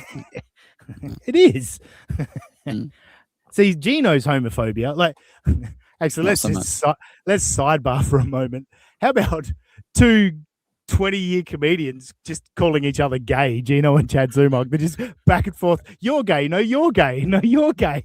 Brilliant stuff, fellas. You guys. The pointing Spider-Man at Spider-Man meme of calling each other a homo. And fellas, I believe both of you, so it's easy. It's funny you call them both comedians. Yeah, I was very generous, wasn't I? Butterwife, that's how we knew it wasn't funny. Not even John laughed at his brilliant humor. And yeah, I'll address that. Like, I like what John did. It's not funny. Like, in terms of, it was funny for like 15 seconds. It was like, oh, that's a funny thing to do, John. And then you realize that we actually have to listen to this for an hour or 45 minutes. It's like, well, yeah, it's not inherently funny, but it was a funny idea. And it's more just funny that he was sticking it to him. They're sticking it to me, you know. And the reaction is kind of prove that it worked. Like, people are pretty pissed off. People that weren't at the event, by the way, like, I've not heard anybody that was there say, I want my money back, I got ripped off. Now, DMC30 is about to chat and say, I want my money back. But the people that, from all reports, the people that were there were like, just like, this was what it was. We had a great time tonight. The people that weren't there are actually pissed off about what he did. That's what's really funny to me. But the big unit may single-handedly get forgot about Dre happening tonight. Another $50. Wow. Big unit. Holy crap. Has a big unit, clearly. That's yeah. Right? How thick is your wallet, big unit? You know. I thought you was talking about Robbie the first time you said Don't big show unit. my butthole is he pics. back? Too late. Thanks, Rob. Too Robbie. late. Yeah, cool. Too late. Too late. Don't show my butthole pics. Yeah, we're going to start it again so that Eccles not talking over You it. clicked it twice anyway. It's Yeah. fine. Would have been fun if you didn't pause it halfway through. One amateur. Sorry, big unit. Sorry about that. I'm going to remove it and start it again now. Throw me under the bus. Try throw me under the bus, bitch. You talked over the beginning of it. Fuck you. I should have guessed. I should have guessed there's a voice clip this time. Big unit, by the way. I need $1,000 super tip now because Eccles got one. I've never got one, and I need to rub it in his face right now. People are ruined so it. jealous. I am very You think I'm not jealous if you're getting $1,000 super tip? Of course I am. It'd be fucking insane to not be jealous. I want $1,000. Don't show my butthole pics. Too late. Too late. Too late. Too late. Hey Moody, Too late. can I get an extra fucking super tip slot so I can fix my voice? I've got no way of deleting this fucking garbage voice of mine that you created for me that I sound British, but I don't want to use up one of my slots for recreating my voice better than you could do it. Like, can we get onto that, Moody? Moody, $5 a month, mate. Yeah, do it for you. Yeah, I know. $5 a month for the extra spot.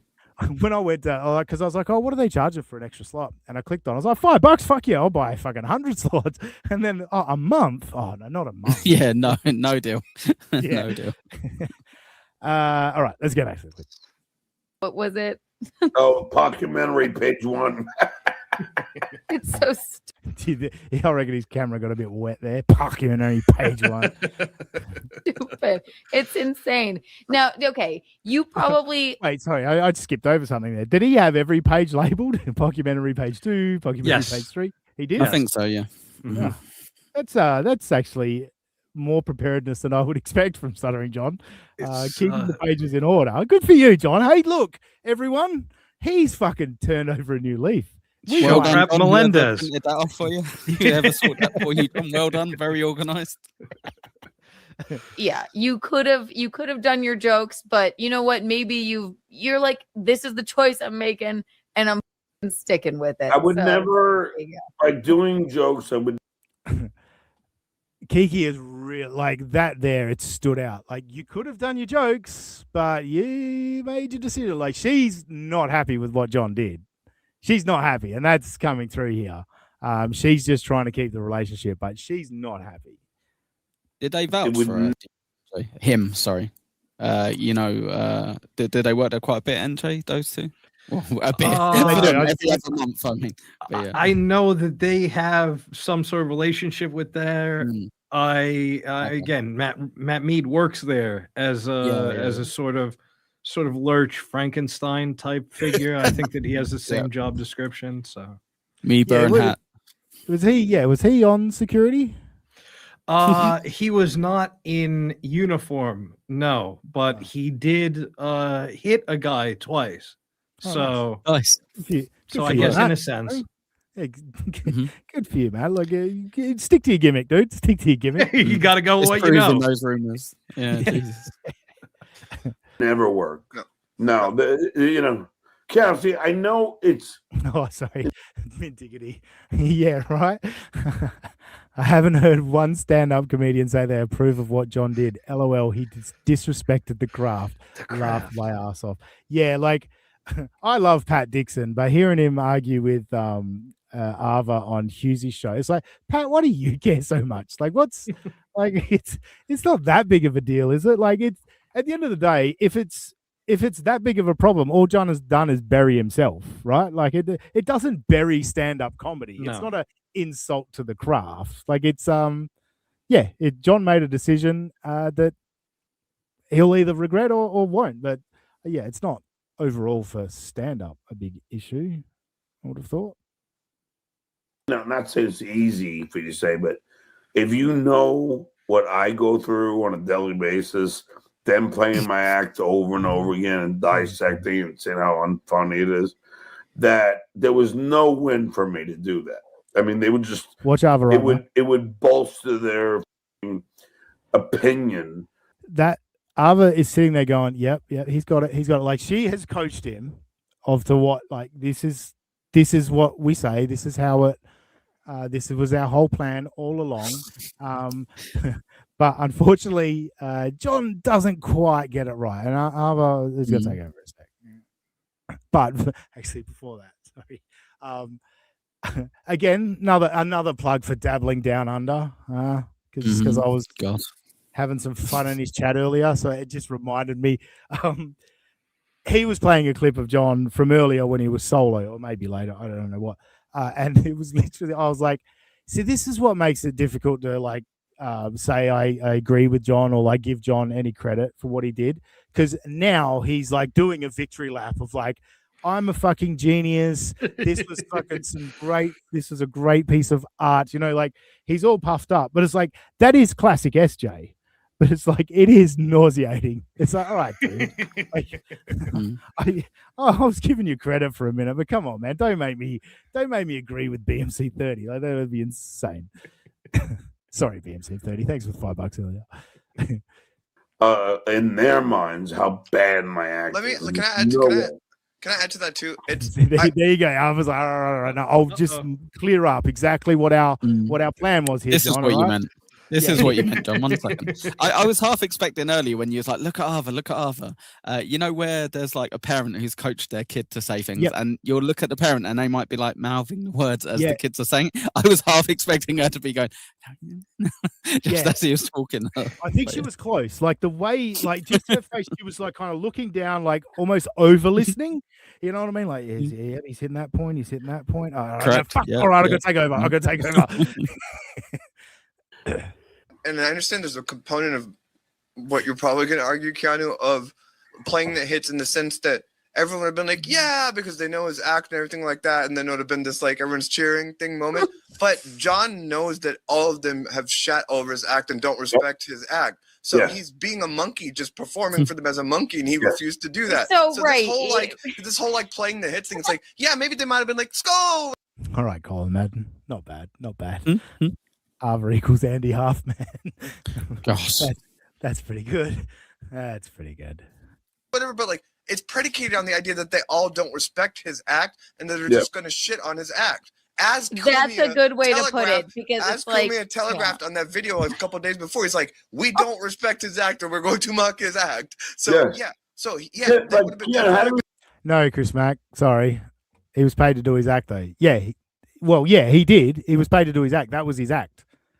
The comedy club didn't hire him to be funny. They hired him to get on stage and do an act. And that's what he did.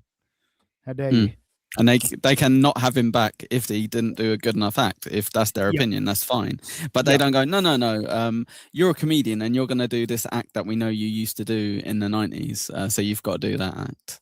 Like, unless he put it in a contract somewhere, no. Paid to do an act, not the act. And also, especially if you haven't paid to get in, you don't get to like just go up and tear a comedian's notes just because you don't like the act either. Like that's not something you're allowed to do either. Yeah, you walk out and you get a refund, right? You go, this is terrible. This isn't comedy. I'm never coming here again. Yeah. Actually, that's something I didn't mention earlier. And I think this does kind of go to Arva's point. Like, why didn't he walk the room? Shouldn't he have walked the room? Yeah. Like, how many words did he get out before booing happened and heckling? Like, let him do it and walk out, right? Like, you know, like it does stand to Arva's point that, like, you've got to do what we wanted you to do. Otherwise, fuck you. You know what I mean? Like, he did not get far into that arrest report before the booing and heckling fucking started. They didn't even listen long enough to discover if there was any jokes. Like, maybe he was going to read a bit of it and then do a joke. That was my presumption with the whole thing. Even after he's like reading for 10 minutes, I presumed that he was going to do that. That's his opener. And then he was going to get into his act. But yeah, you had before he even gets started, somebody says, "Stutter, you fuck." Like, yeah. Okay. He'd said the word. Say the word, Bart. Yeah, very good, guys. Yeah. Yay. Yeah. Yeah, exactly. I think as well, it kind of backs up your point earlier, NJ, with regards to this. The fact that people didn't walk out on this does leave the Schrodinger's act open, because people obviously believed that it could have gone on to something else, or it could have got better or funnier. So Tommy kind of being like, well, everyone hated it, so, you know, that's why I did it, if that was his argument. Well, no one, as far as I know, left. So they maybe thought it's okay or better, but well. Yeah. Thanks, Tojo. Chris Mack, when you hire a self-styled stand-up comedian to perform stand-up comedy, the entire premise of the deal is that he will tell jokes, not go up there and read legal documents. Yeah, I'll tell Lenny Bruce that. One of the... Yeah, that's what... like, I called him Lenny Booze. I guess Lenny Bruise as well, you know. But yeah, like, at the end of the day... That's down to the club and him. Yeah, at the end. That's nothing to do with anyone else. I get your point, Chris Mack, but like, John can go up on that stage and do whatever the fuck he wants. They hired him to do a certain amount of time, and then someone interrupted it, so he chose to walk off. Like, actually physically came on stage, and he chose to walk off. If John walked off just because of the heckling, then fuck John. You know what I mean? But that's on Tojo.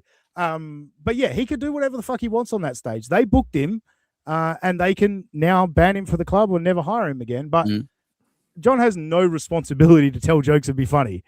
He has a responsibility to get on stage and start doing something, you know? And he could have farted into the mic. Who gives a shit? You know, as long as he's there on stage, that's what he was employed to do. Yes, I am comparing him to Lenny Bruce. Mother, Nice I jerk. was already saying And John's not that they don't stupid. Like respect he's not my gonna. acting. He You didn't play the expect game. you expect me to do it?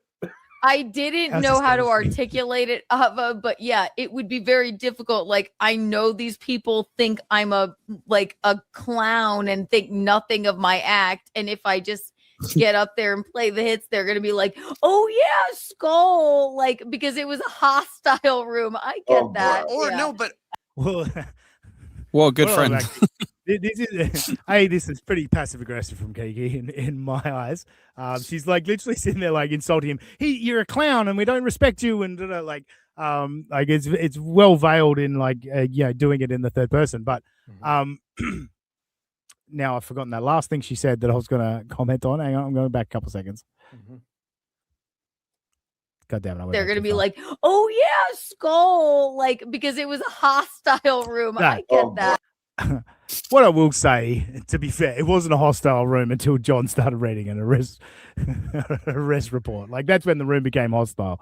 Those people definitely wanted to cheer and sing along with John's bits. I wholeheartedly agree with that. So yeah, the room got hostile when the arrest report came out. I don't think NJ, you were there. Actually, you were there. Was it a hostile room before that, or was everyone having a good time? People were heckling him before he even started with that. Okay, all right. Well, fuck me then. But yeah, no, but to the point, I've seen this mentioned before. I said earlier, like, if he would have done his act again, and I think that they would have still heckled him to whatever degree, but he read the misdeeds of their special guy, so that was never going to go over well. Again, we don't know because of certain events that transpired. We don't know how the fuck it's all speculative how they would have reacted to the squeegee bit, to Bruce Jenner, to all these, like all the ones that we know. We only know how they reacted to this, and that was not well. I don't think Sock 119's a fan of mine. I feel for you, NJ Ranger. It'll be over soon.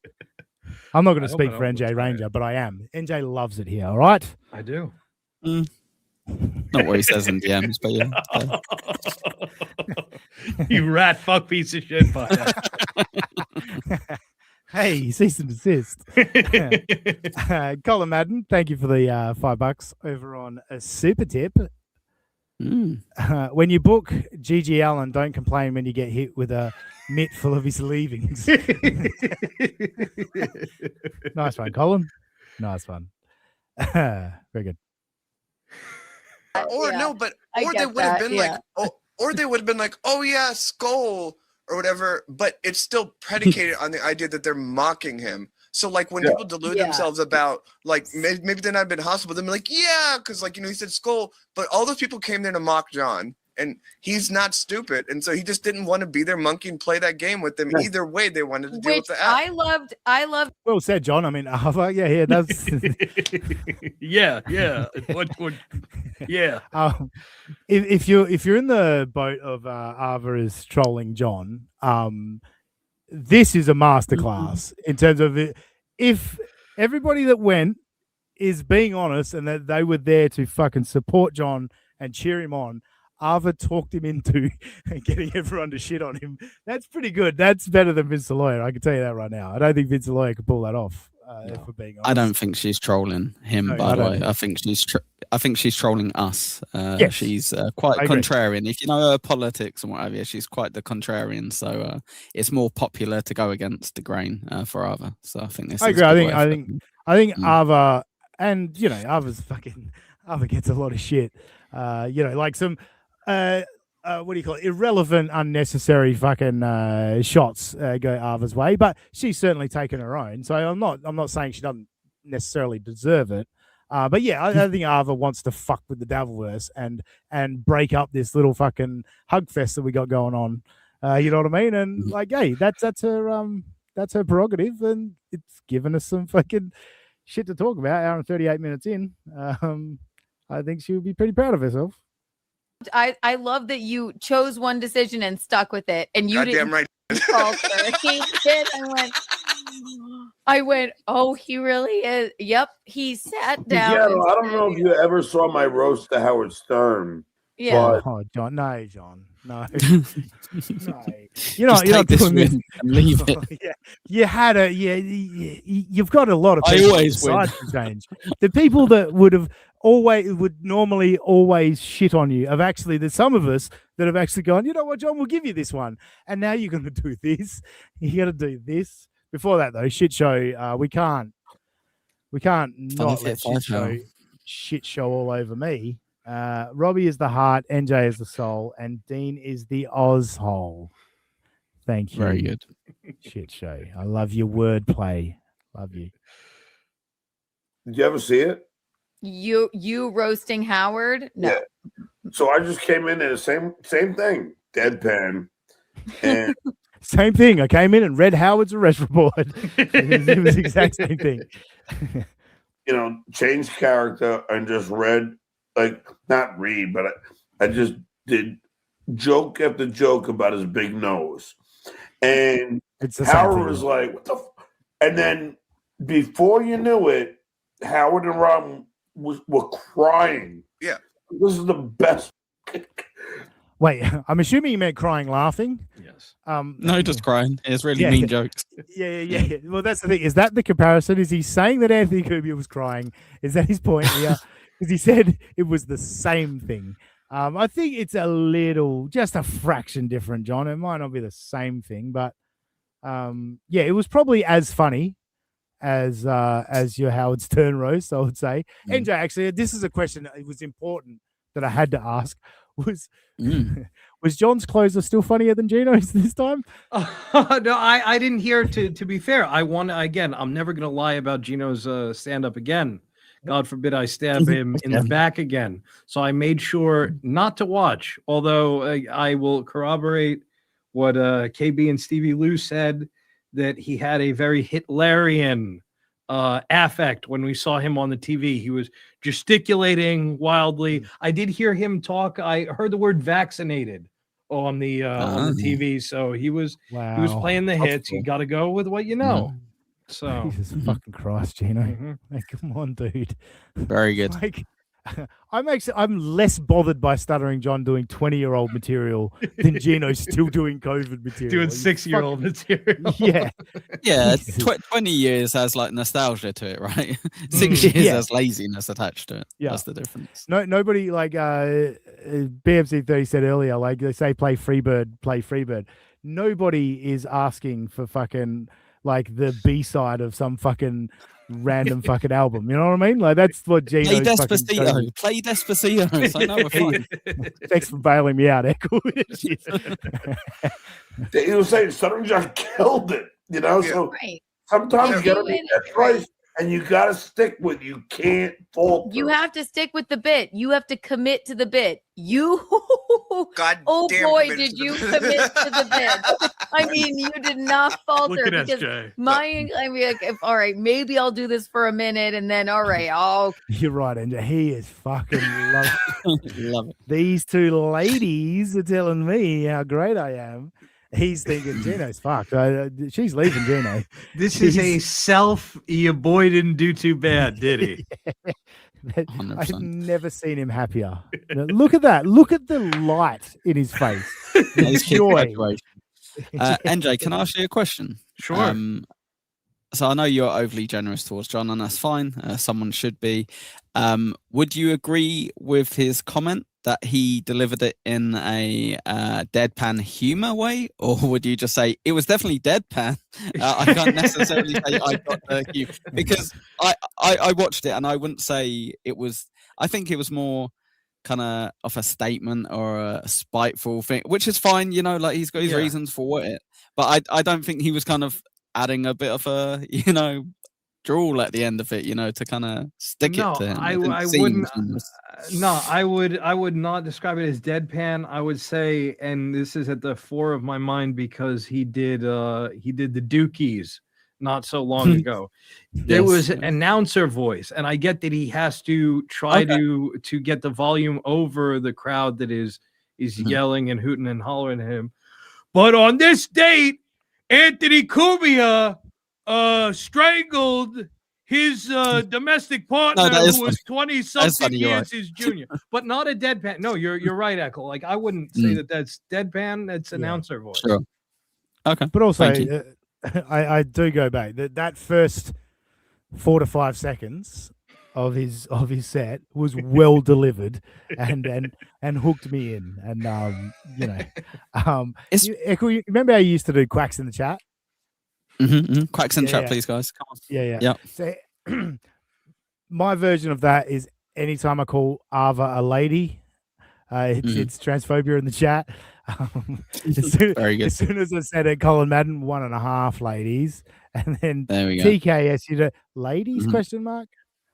Even those titties are fake. What do you mean? Even those titties? I mean, Especially those titties. yeah, I think. exactly. Hey, just leave my future wife alone, all right? Me and Ava have got something going on. Okay, you want to hear the squeegee joke? Like maybe I would do that. You didn't. You stood up and you just bailed. You're like, all right, that's all. By the way, did you like the squeegee joke when you finally saw it?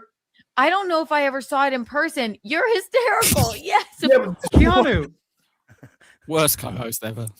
Jesus Christ. Keanu, you were on the bill Worst with him in fucking New Brunswick. Like, how did you not see it? Come on. Dear. Do you know what's even worse, NJ?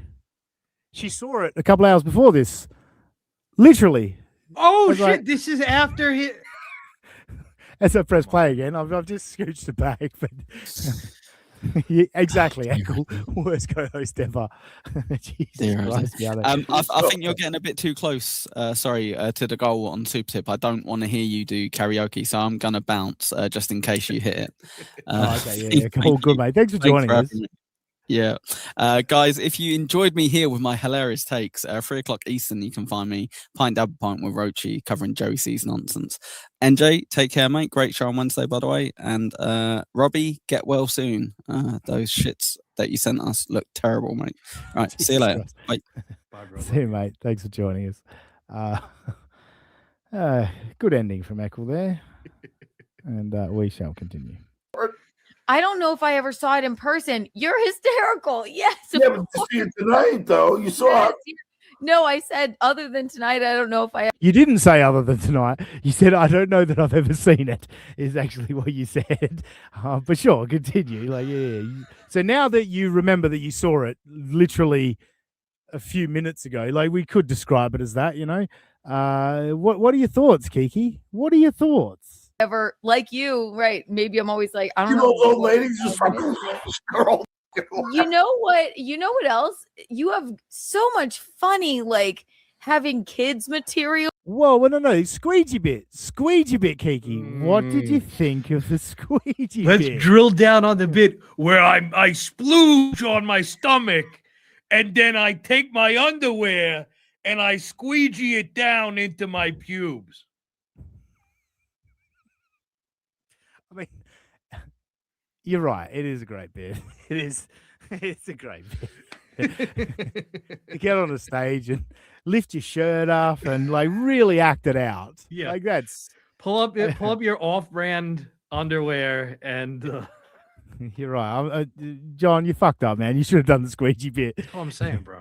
When Tojo ripped up the sheets, do the squeegee bit and then walk off. Yeah. There you would have been a fucking conquering hero then. Is there a face filter? It looks like John has it on. I would imagine. Yeah, I would imagine. I might play with the filter later, actually, when we go back to. Or should we do it now? Who wants to see me filter myself live on the show? Just Jill doesn't need a filter though. Am I right, NJ? No, you are 1,000,000% right. Yeah. I never heard any of that. I'm like, Oh, wow. Yeah. The last like 4 times they tried to like make him. I forgot there was a cut there. So he asked about the squeegee bit. She said, you've got so much funny stuff about your kids. So like, all right, Kiki didn't like the squeegee bit, apparently. And yeah, John's reaction to that was, oh, wow. And that's actually his new stuff, I think. It's out of his book, but it's new stuff. I don't think he did he does the stuff about like when his missus was pregnant. when Susanna was pregnant, and he, they asked me to cut the umbilical cord, and I put my foot down my beer, and then I cut it, and yeah, that's fresh stuff, I believe. Well, not fresh because it's in his book, but in terms of if you haven't read his book and you go see him live, that's fresh. And you haven't watched any WATP or all that in the last couple of months, it would be fresh to you. Yeah. Mockery of John's stand-up gigs, or like Tommy would go whatever. Riles, do you have or Riles? Sorry, Riles. Do you have a little crushy poo? Creeps, stop talking about Jules like that. Who can blame him? yeah. Who can blame him? She'll be like, "Oh, we're not gonna actually play any of the show because it was really boring, whatever." And it's because the audience actually had a good time at these gigs, and they just wanted to like get a shot of John in the bar outside because they couldn't make fun of the act. Ava doing a backflip. That's what I'm saying. People that come to see him like in a regular circumstance, John, right? This was not a regular circumstance. It was a lion's den. There was so much going on. It was so much. It was, I guess, Jesus Christ. To be fair to Kiki, it was a lion. Fuck. It was a lion's den if you were above 55. Things got pretty real. But outside of that, I don't know. Lion's den is necessary. I think other than Tommy Jordan, nobody confronted Stuttering John. I think that she's talking about the hostility of the crowd. That was my interpretation. I know, but it like the way she's. I guess my point is, it wasn't a lion's den until John made it a lion's den. Like, it wouldn't have been a lion's den. Here I am, like flip-flopping on my own fucking shit, but it wouldn't have been a lion's den if John did his act. Not to that extent, sure. It would have been as Ava was saying, it's a let's fucking point and laugh at the monkeys or whatever, you know. Yes, monkey yes. cage. Yeah, you're right. You're right. That's true. We're here to watch the monkey throw shit at his wipe shit on his face, I guess, and then and John threw the shit back at him, and they did not like that. Fucking hell. Sorry, Butterwife. I fucking left that sitting here. Thank you for the $5, Butterwife. Evergreen joke. Gino ain't got no money. I laugh every time. Voted guilty conscience in the poll. Oh, hello. So now it's neck and neck between guilty conscience and forgot about Dre. Actually, I will have to check how far we are away from the goal. See, I'm not. I said to Eccles, you were there as well, NJ. I said when I do a goal, I don't commit, and that's why my goals never pay off because I'm not even keeping track of the goal. I'm not doing the fucking math. You know what I mean? So, but thank you, Butterwife. Thank you for the $5 Renos. Jeez, could you hear me stretch? Has no loyalty to those two pieces of shit. Like, there's no loyalty among all the fake people. Everyone in the chat, they're all fucking losers that fucking live vicariously through this shit. They have no fucking lives. Shut the fuck up with your opinion. It's a friend, I'm telling you. Shut the fuck up. All right, that'll do. Thank you for the $5. Butterwife. All right. Really, Rolls? Oh, you're a taken man. She's my friend, and I'm taken man. I know how that goes. How that goes. Look, we this is a budding relationships. Has far more attractive and wonderful girl than me. See, that's the old. No, I'm not a threat. I'm not a threat. That's what she's fucking doing there. 12D chess is what you're saying. Yeah, exactly. I know what you're up to, Jill. I know. Stimuli. It was like, it was very difficult. At one point, a Rodney Dangerfield impersonator is falling down the stairs loudly. At one point, I mean, the police are coming in. People are fighting. See that this is now. She's blowing this up now. Like it was a lion's den. Rodney Dangerfield impersonator just flies down the stairs because it's fucking lion's den. The police arrived. That was your buddy Kumia, by the way. Yeah, she's putting a bit of fucking salt and pepper on this one. His new profile picture is the Stellar Artois challenge. Isn't that where Michael Ray Bauer keeps his dead dad? Yes, and it's not funny that somebody would do that about me, would make a bit about me. Did you hear him fucking shitting on Stuttering John? Have you seen that clip that Doom put up? Yes. He's like telling Stuttering John, you should get on stage and do your act. You should perform. It's like, they're paying you. It's like, hey, idiot. You turned down Hackamania. You would have made money, but you fucking you can't get out of your feels. 100%. Doctor, heal thyself. Very good. Hey, aren't you a good dad? Yeah, that's right. I called him a dad. I am. 4 like almost like literal fights that happened. People missed. Gino like bucked it. Kevin Brennan and Gino almost got into a for real physical altercation at the end of the night. No, they didn't. Stevie Lou and Gino nearly got into a real physical. Everyone missed that. It was insane. I'm like, I've never seen Gino like that. I mean, there was so much. There was. You could say what you want. Wait, how long has she been married to him? I've never seen Gino like that. What, screaming at someone calling him a faggot? You've never seen Gino do that. It's so you really don't pay attention. Yeah. You had the opportunity, like, yeah, play the hits or whatever, but say what you want. You stuck and committed to what you did, and like She cannot say you did great, John. She can't. You stuck and committed. That's the only compliment I can give you, I guess. Is that a compliment? I thought she was going to say that he stuck it to them. Yeah, that's what I thought when I clipped it. Obviously now I was aware, but yeah, she is stuck between a rock and a hard place. Yeah. The rock is in Ava's fucking ballsack and the hard place is Rodney's. Am I right? You're not wrong.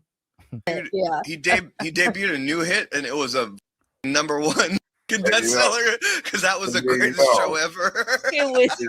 It was insane. But do you want to join the show? Because NJ laughs at my stuff, but he doesn't like fully go full on hardcore support like you do for John. I could do with someone really fucking building up my ego a bit more. This is great stuff, Ava. You've got him having a great old time. He's very proud of himself. Yeah, he is. And to prove that, Keanu, it's getting 80 plays every day. My entire 80 plays every day when it's been one day. Was there 80? Probably, I guess. Yeah, maybe. And look, he's proud of him. So that's another great phase, isn't it? Maybe you should have done that joke on the night, John. You might have won the crowd over. Oh, Johnny. entire algorithm like is only just videos from this night. Like it was Ava, and also happy belated birthday. I know wish you happy birthday on your birthday, but God, if you were there, you would have been dying. I tried so hard to get there. I would have been grabbing you. Like, just everything that was going on was absolute. It was anarchy. It was insanity. It was a massive. It was the beautiful. lawyer. It was anarchy. Oh God, he's such when a I came home, I came home from work and I didn't get to see anything, and suddenly I was on BYB, and then suddenly you were about to come on. And then, so to me, it was like the greatest birthday present. Did you see? I mean, maybe I'm reading too much into this, but watch Kiki's face when she says you were about to come on. I don't know. I'm going back to see if I am reading too much into this. Okay. I came home from work and I didn't get to see anything, and suddenly I was on BYB, and then suddenly you were about to come on. And then, so to me, no, I think I'm reading too much into it. I thought that Kiki was like, "Don't talk about my set, don't talk about." But no. That was me fucking reaching. No, okay, that's not what happened. That's not what happened. Very good. Yeah, it was like the greatest birthday present ever. Because then, you just start talking. I'm like, wait. Huh? So and yeah, we go to. I was like, yes. No, Just Jewel, not the laugh. I want the support. You know. Yeah, he wants that TSN level. I have been responded I haven't been responsive, I should say, to the meetings that we have where he's like, "Oh, I need more That's right. laugh from you." All those conversations we have during the week. Sorry, I didn't read Jules' comment. Aussie guy wants a wicked witch of the West laugh instead of NJ's. No. I just wanted to pump me up and tell me I'm a fucking genius and this was the greatest night of anyone's life. That's what I want. You could get a face like Johnny Mel's over there. Exactly. Look at him. I wanted to turn me Asian too. It was one thing after another, and then I'm like sitting there. Now I'm wasted. I didn't get like drunk until like I almost drank myself sober at the show What? because too much was. I love that this is a barometer. I had such a good time. I didn't get drunk until way later. Normally I have no respect for any gig that I do, but in this occasion, I was like, I'm into it. Was going on to even like get drunk. It was just so much stimuli, and then now I'm home and I'm even trying. Oh, that's right. Thanks, Last Dabbler Standing, by the way. I didn't have time to fucking. I was just like, fuck it. He liked it. So this is for at Dabbleverse Quotes. Go give him a follow. I retweeted him. So give him a follow. He relentlessly reminds Aaron of reality, and we're getting Aaron very, very soon. This good. clip is almost done. Oh, actually, while it's paused, Connor on Super Tip. We're creeping up, NJ. We're creeping up. We may be in a position where someone could come in anonymously on PayPal and get this karaoke going. Thank you, Connor, for the $10. You're not quite big unit today, but if big unit wasn't here, you would be the big unit of today. Thanks for $10. Imagine NJR being the best uncle ever. You'd learn about growing vegetables, philosophy, speaking to women. You might have to do some kind of gay semi-nude wrestling, but it builds character. I will say I haven't tried any of that last stuff, but I am the favorite uncle to a couple of wonderful kids. I'm very, very funny, very zany, and they love it. I do good Mickey Mouse as well. Oh, it's me, Mickey Mouse. Oh, hello. Yeah. Hello. Cash, NJ can't ball watch KB and UT. And NJ made his choice long ago. That's true. You're right, Cash. You're right. He reprimanded me the other night that I have to take it easy on Chad. And I hit him back with the classic KB. I don't. Well done. Look, good for you. Hey? Did you very tickle his tongue a little bit, though, while you said it? Just a little bit. Yeah, good.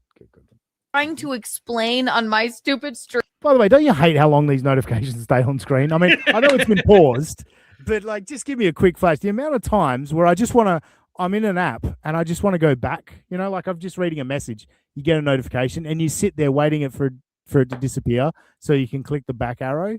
Like, just sort your shit out, iPhone. Come on. What transpired, and there was too much. I couldn't even get to it. Oh my god, and Ava, I didn't even tell you. Yeah, so then after I get off the stage at John's show tonight, right? I walk upstairs to smoke a cigarette. Who's there in a fucking wig? It's Tommy. Tonight?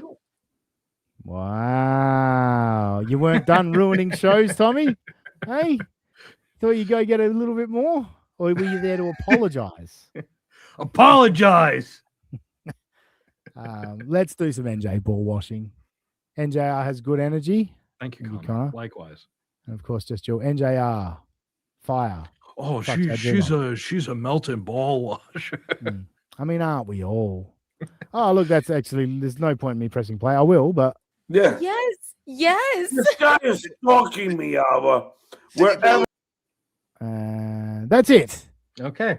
Now, everyone, do you guys, with all this talk of what Stuttering John should have done, does anyone want to hear the Kumia roast jokes I wrote in the last 24 hours? Well, last few hours, actually. It was actually in the last. I love that. Well, you would love that. Would the chat like to hear the Kumia roast jokes I wrote? There's only a couple. There's not many. One of them I think is pretty good. I'm going to do them anyway. All right. All right, hang on. Which one do I start with? Actually, I can't even remember them all. Oh, yeah, let's start with this one. All right.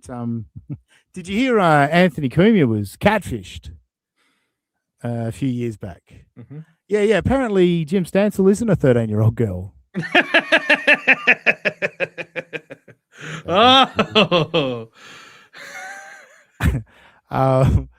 I think I had one more, but I've forgotten it. But I this one. No, actually, I won't build it up. Anthony Cumia and Jim Norton, very close friends. A lot of people think it's because of Opie and his insecurity, but actually, it's because lightning can't come twice on two faces. On one face. Fuck! I fucked up my own joke. I'll try again. Everyone forget what I just said. They're really close. Opie. A lot of people think it's because of Opie, but it turns out lightning doesn't come twice on one face. There we go. It is. It's a trans joke, ladies and gentlemen. Trans joke that I fucked up. I feel like Dave Sarah right now. What a fucking idiot. What an idiot. Jesus Christ. Big Unit's back. Oh no. Oh no. We're getting close to I'm actually going to have to add this up. We're getting close. We're getting close. Thank you. Big Unit. Seriously. I don't know why you do this. Literally, every time I do a goal, it's a joke. It's a joke. Like, yes, of course I want $250, and I thought, yeah, maybe I'll get $250 if I fucking convince them to make me do karaoke. But I did not expect this. Another 50 from Big Unit. Let's fucking go karaoke, bitches. Go Chargers. All right, I do have to go do the math now because that's 150 from Big Unit alone. Earnings. Oh no, that's total earnings. Fucking hell. Played. Let's have a look here. So we got 50, 60, 65, 70, 120, 125, 175, 180, 185, 190. We're at 190. We're $60 away from karaoke. Tomatoes in the chat everywhere, by the way, for me fucking up that joke. Dub Nugs giving me the tomatoes. Where else? MG 082 Stash. Yeah, I know. I fucked it up. Oh, we got a boo from Eggle. Yeah, I fucked it. The first one was good though, right? The Stancil joke, that was funny. I enjoyed that immensely. Yeah. Get the hell off stage. All right. Twice on one face. Good one, Chipper. Yeah, I know. I know. Yeah. I deserve all of this. I absolutely deserve all of that. All right. Cash says, I was late. Is there some kind of goal today? Yeah. $250. I will sing. Well, at the moment, or not sing, I will rap either Guilty Conscience or Forgot About Dre at the moment. Only 2 people have voted, so it's actually 50-50. But we're $60 away. Echo says I PayPal'd you $60, bro. Only if it's legit. Anyway, fucking hell. Speaking of goals, Aaron's boring and April adds nothing. It's gonna be great. We're scripting this morning. Come on. It's time for Movie and the Scrimp. It's time for Movie and the Scrimp. It's gonna be mediocre as fuck. It's time for Movie and the Scrimp. This karaoke thing might be happening. We're not quite there yet, but Big Unit wants it. Dance, monkey dance, go Chargers. Holy shit. You've not voted once, by the way, Big Unit. Actually, Big Unit gets to decide. Fuck the other votes. Big Unit gets to decide which one. You let me know. We're not there yet, though. We're still $10 away. But Big Unit gets to choose which one I'm doing. I didn't. Fuck. I'm actually nervous now. I didn't think this would happen. Okay, Chad. Nice death pool. Yeah, exactly. This is my death pool. Fucking hell. We're going old school, Aaron. If the karaoke happens, it happens after the steel toe segment, by the way. I'm not getting straight into it. And all right, we're doing the karaoke. Oh, Jesus Christ. Everyone's getting involved now. Thank you, Cash. Thank you for the $20. Does NJ sing backup for our money? Well, NJ can chime in if he wants. By all means, Sure. if NJ wants to get involved, he can. And Clifford, thank you, Clifford might be a new super tipper. Not sure that I've ever got a super tip from Clifford before. Thank you for the $5. Karaoke voted guilty conscience. Okay. I mean, that probably is the most challenging of the four. Bitch Please 2 is tough because there's like 5 different voices, I think, on that one. But we're doing it. Big Unit, let me know what I'm doing. Yeah. I'm actually, I don't know how good this fucking steel toe segment is going to be because my heart just started pounding. Jesus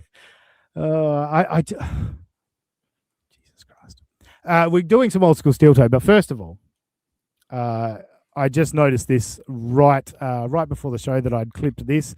This is from this week, and yeah, I don't even really. It says how pathetic. The title of the clip. I don't actually remember what it is. I'm flustered. Let's go to this screen and let's go. Me rattling the can for $100 is a lot more dignified than singing karaoke for 200 at this point $65. You're right, Aaron. I agree. I don't know how you knew this was coming, but no, let's see what he actually says. is a lot more dignified than going, I need Aaron Imholt, or I need this person, or I need that person, or I can't do a show or make any money. Aaron, how would you do a show without Aaron Imholt? Brilliant point. So your show is less dignified than you begging for $100. Interesting. Not a bad point, JRK. Gino being synonymous with the charges is poetic. I agree. Dude, it's more honest to rattle a can. It is. It's just more honest. It's more dignified. More honest than what needing Aaron, which no one needs Aaron. Like I could wrap up now. I could wrap up the show after our whole SJ thing. Mm-hmm. We hit the goal before I got to Aaron. And I'm going to do the karaoke. So that, like, it was honest, my goal collection, you know? Also, okay, we're at a point, I think that people have been on this, certain people have been on this page for a while. This little piggy is completely diminishing returns.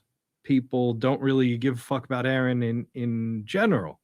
So if that went away tomorrow or went away next Friday, let's say, is anybody going to be like, oh, no, we missed it. It's like the fucking Library of Alexandria. No. So his whole cope that, they need the toe. Yeah, no, like now more than ever, that's not true. People ain't really checking in on this motherfucker like we did. No, and that's why he's doing this thing here. He's trying to get people to go, and like he's such an idiot. Like he really doesn't get it. Like Aaron, we all know when you're trying to wind us up, when you're trying to rile us up. We like you're so transparent. You're trying to get us to fucking. Oh, you see what he said here? What a douchebag! It's like it's so fucking obvious. Now, all right, we've got an interesting debate here. All right, because the song choices were the 4 in the Super Tip poll. Next episode, Forgot About Dre, Guilty Conscience, or Bitch Please 2. Now, the big unit who contributed $200 to it is saying, I want to hear you sing a duet, Time of My Life. It wasn't one of the choices, but he also gave $200. So what do we do here, folks? What do we do here? I don't know what decision to make, because that will be actually legitimately way more embarrassing than the hip hop. And NJ didn't agree to this, so we can't force NJ into it. Then I'd have to give him a cut. Fucked if I'm doing that. Bob Catalano, I take offense that you said Aaron is funny. I have never heard one funny thing. All right, mildly amusing. Something that was mildly amusing, I guess. Yeah, you're right. Dirty Dancing will get the fuck out of here. The customer is always right. I just wanted to do some rap, you know. Yeah, but that's kind of part of it, though, Dale. I forgot about Dre has 2 parts, Robbie. All of the songs have multiple parts. That was like, it's supposed to be a challenge. It's supposed to be difficult for me to do. Bringing someone in to take over one of the parts, kind of, then it's like kind of pretty easy. I could do my Dre impression and fucking get the fuck out of here. You know what I mean? I got some decisions to make. Anyway, I can't get over Aaron saying, "Oh, you know that like begging is more honest." I've said it multiple times on this show. I've said it on my show. My favorite steel toe bit was Shaka because it does what it says on the tin. We're not playing Erica and just calling it, oh, you know, it's a German marching song. Like we're not pussyfooting around it. We're not like kind of light coping. It's not tongue in cheek. It does what the fuck it actually is. So to hear him say this, and then he does the white power hour is supposed to be a joke. Like, okay, yeah, I get the principle that like being a piece of shit, honestly, that there's some sort of valor there. But then again, what is the meat of the show? Is doing the exact opposite of that. You're just talking about the format. I'm honest that I want money. I'm not all this other super racist and fucked up stuff. That's just it's just a college prank as a what? No, as the great Mike David would say. Yeah. Oh, right. So yeah. That's a red bar reference. Rover. Terry and E, more Australian jokes, more Australian. All right. Where are we? Rover. Rover gives us so much money and never adds any fucking comment to it. So we got to bring up a Rover comment. I fully support Aaron's battle with Comicsgate. Some of those guys might actually be worse than Aaron. Yeah, I guess that's fair. But didn't he already beat him? It's not even a battle. It's one. Yes, you're right. He already took victory. He slayed him, Rover. It's fine. You don't even need to worry about it. They're done. The what's that guy? The Ethan Van Sciver. Yeah, Ethan Van Sciver. When he first time I became aware of him was him just popping up. I think it was around the Gabe Hoffman interview for Kiki. And he was like, I like this Kiki. And, like, she's really charming and cute and funny. And I was like, oh, you're plugged in. You're really plugged in. I mean, anyway, why not sing Land Down Under from Men at Work? Use that accent for good. I mean, they don't even have an Australian accent. I think those cunts are from fucking somewhere in Europe that migrated. But also, I fucking hate that song. So if you want to suggest it for future, but not today. You didn't give me $200. Don't you, big unit. Don't you fucking dare. Yeah, I don't know if I should be fucking a stickler to the rules. Like, there was 4 choices, but also Big Unit gave $200. Like, while we're on the subject, I just want to read a little bit from his Wikipedia. Van Sciver faced criticism over an announced collaboration with cartoonist Dave Sim, whose views about women have been described by critics as misogynistic. Van Sciver initially defended Sim's past relationship with a 14-year-old girl, likening it to that of Elvis and Priscilla Presley, until he learned more details about Sim's relationship with her, and then canceled the project. What more details do you need to learn beyond she's a 14-year-old fucking girl? Yeah. I yield the remainder of my time, Senator. Oh dear, that's yeah, a little bit more detail. Oh yeah, has he fucked her yet? I mean, you know. Than being in your 40s and being like, I'm going to follow the lives of complete strangers and pretend I know them. That's what. Wait, what, Aaron? So everyone you cover on your show, you've met them? Fucking. You've met them in person? What are you talking about? Everyone talks about is fucking people they don't know at all. You moron. This is karmic. Did he get me? Did he get me? He got me a little bit fired up there. But this is karmic. This is a guy who spends hours on our screens acting, oh, you don't know me, and Chad does the same shit too. But yeah, it just doesn't make any fucking sense. Like we don't know the ins and outs of your life, as we don't know the ins and outs of most people's lives. You give us you log so many hours in a public place. You can act like we have no understanding, and you divulge so much fucking, again, not with a gun to your head, information about yourself. You're going to act like we have no clue what the fuck is going on. Yes, sorry. Darth Nug just caught my eye just as you fucking finished your point. You caught me off guard. Hey, no, play didgeridoo or get the fuck out. And also Darth Nug's interested how he will shoehorn lyrics in karaoke. The only thing, but now that like Big Unit is just thrown into turmoil, which I'll get to in a sec, Big Unit. The only thing I considered doing was, instead of saying the N-word in all of these songs, replace that with dabbler, you know? I like that. Yeah. Tug Simp just popped. Sorry, Rovar just added Tug Simp, and I was about to say thank you to Big Unit, and I saw Tug Simp, and like my retarded brain, it's all thrown off. Thank you for another $10, Big Units. The land down under is a fair compromise. The land down under is a fair compromise. I hit it twice, apparently. I knew. Fuck, I should never have said I hate that song, because I knew Big Unit. I got to go with Big Unit's choice, right? Like $210 at this point. I guess I got to do Down Under. It's much easier than the rap songs, and you know, because those cunts can't sing anyway either. Those cunts are men at work. They suck. So I guess Sam Fivley. The land down under is a fair compromise.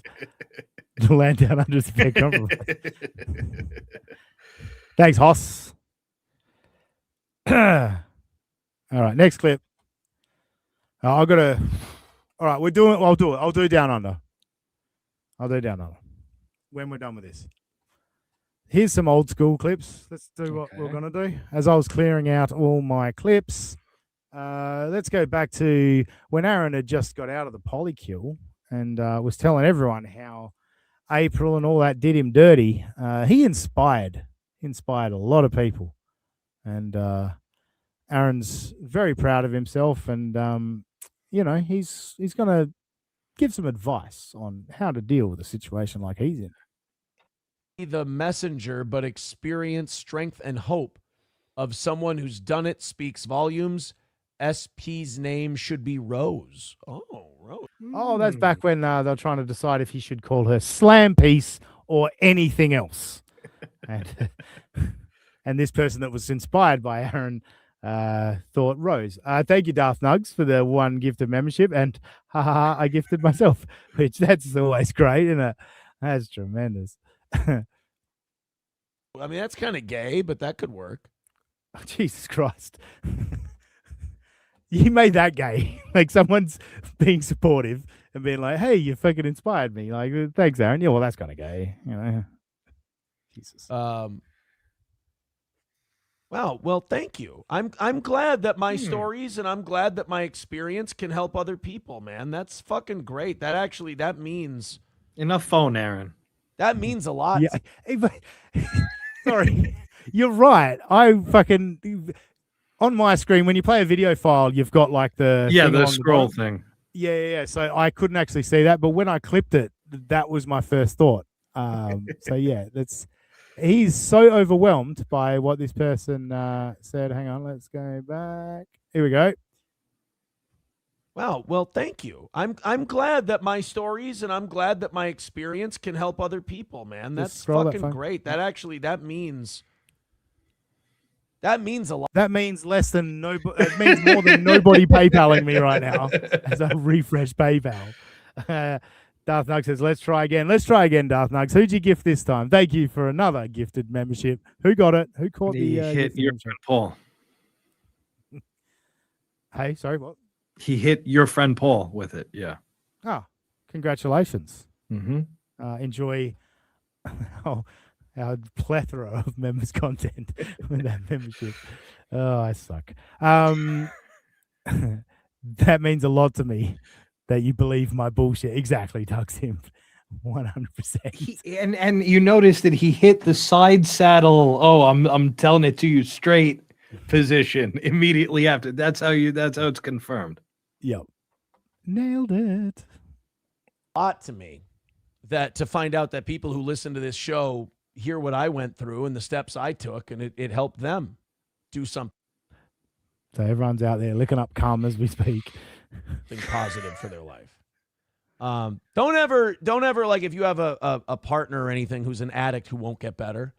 Don't ever be like, Aaron, what can I do to help them? You help yourself. And even after they get better, keep calling them a coke whore 2 years later. Literally calling her a coke whore this week. Oh no, Aaron, come on. Don't tell me this week. I think that's what Butterwife might be referencing here. There was a great clip on Melton's 24/7 this. Oh, right. Approximately 7 days after April left, and he's openly talking about getting back tickles, mocking her, but acting to the audience like April was still there. He's like an irredeemable piece of shit. Like, seriously. Like, everyone says how much of a piece of shit Stuttering John is. Not on the same level as this cunt. This is a calculate. Like, Stuttering John is a reactive dude. This cunt's calculated. He is a seriously irredeemable piece of shit. They have to help themselves. You help yourself, especially if there's kids involved, to get to a better situation. That's what I did. I got my kids out of a terrible situation with a bad step.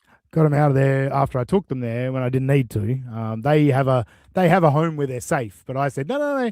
I want to take them to where the cocaine and sex is going on. That's where I'm going to take my kids. But no, April was an addict, and Aaron had to get his kids out of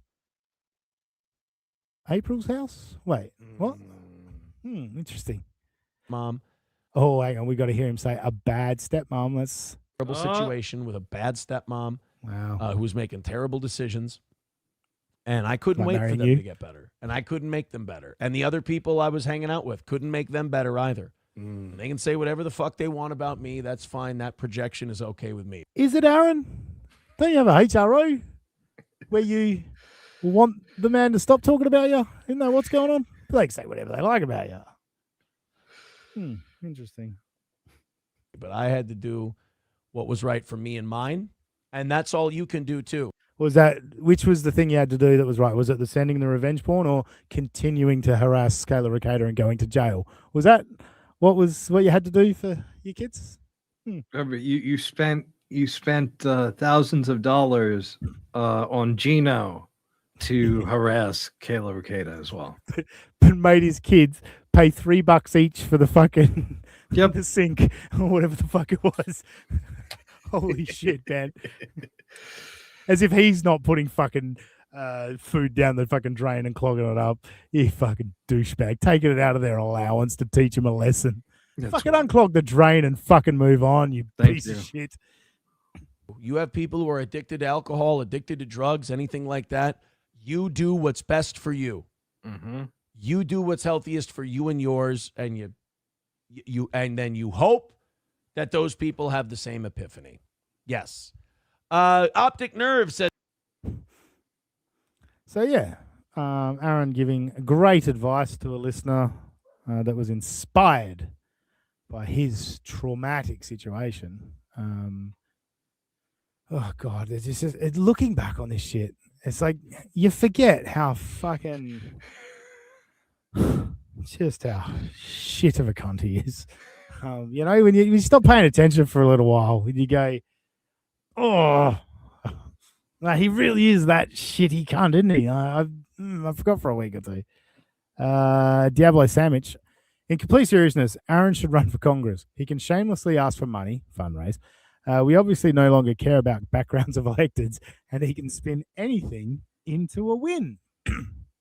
This is true. He would be a diabolical politician. That is for sure. Now, this next clip, does everyone remember recently with, well, obviously the HROs that he got against Melton and Mercator, where he said, you know, like it's all a performance and, you know, like it's a diversion tactic. And I think there was another time where he's like, guys, like, don't take it so seriously. Like, I'm just playing a character. You know, I'm just playing a character. Like, don't get mad at the character on your screen. Yeah. And no one should pay attention to him. See, you and I live, like, difference between a show host and a commenter, and I don't mean this to be shitty, is that for you, you can just blindly fucking hate a guy, and it's fine, and it might bring you enjoyment, and that's cool. For me, I think about, like, am I being consistent? Am I just, like, because I don't want to be like... Isn't this great? Like, you can't write this shit, bro. He was flying high back then, you know. April's not fucking depressed, fucking coked out next to him, you know. Like, these were better times. Better times. This was just after they stopped the split screen, and because it used to say Steel Eel Toe, you know. I don't. Why did they have separate cameras when they're sitting right next to each other? It's still one of the craziest things ever. Oh, Haley's playing with the pictures. Let's put this full screen.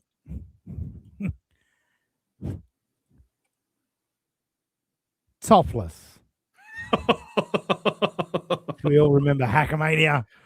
Jesus Christ. What were your prompts there? You said Aaron Imhold's dad shirtless in bed. Is that what you put in? Because that's with prominent spider. Yes, that's what I'm. And she voted for Forgot About Dre, but apparently we're doing Down Under, much to my chagrin. Which fucking screen do I want? That one. There we go. No, this is from the real picture. So that's what fucking AI said. Saw the picture and went, yeah, no, we've got it. He's old as fuck. Right. He's probably gained 30 pounds since whenever this show was. Yeah. 100%. I think, I almost feel like his face looks like rounder back then. Like the chins are more pronounced now. But like, I feel like there's something more going on around here back then.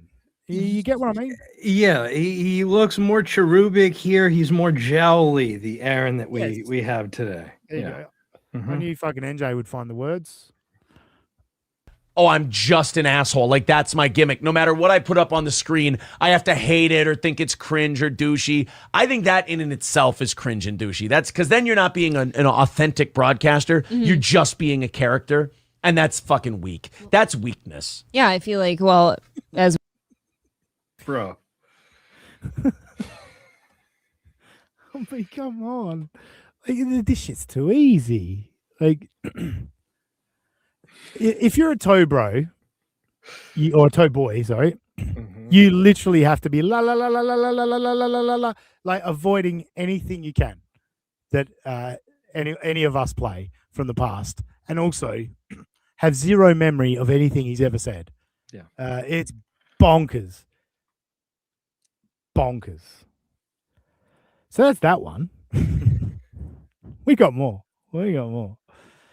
I'm actually fucking... We spent way too long on fucking Stuttering John. I've got a lot of clips here. What have we got here? Oh, yes. NJ. I think this is one. I think where he stayed consistent. I think you'll agree. I think you'll all agree when you hear this, that this is one that Aaron will never waver on. Over on Rumble, and you know, being a broadcaster, I never want to turn anybody away from the show. No. So our audience grew, and we did that. Even the hateful ones, you kind of hope come around. So and they do. So yeah, he doesn't want to turn anyone away.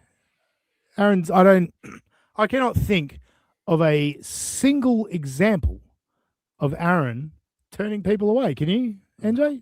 No, No? not at all. Your YouTube chat back.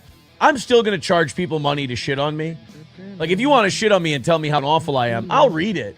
But you got to pay me at least $5-10. I mean, it's profitable to hate me. I want to make some of the ancillary profits off of hating me. What? Tell you what, it is actually. Well, no, it's profitable to fucking threaten to do karaoke. Actually, to be fair, but yeah, I don't even hate him.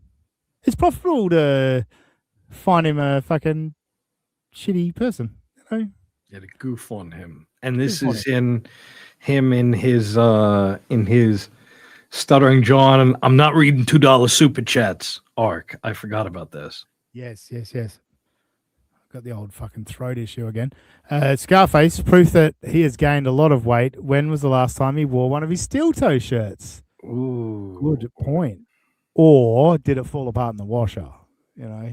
How long? What's the lifespan of those steel toe shirts? Hey, look, you know that he's not washing them inside out, right? We know that that's beyond his ken. But what about the laundry stripping? Remember the laundry stripping? Jesus Christ.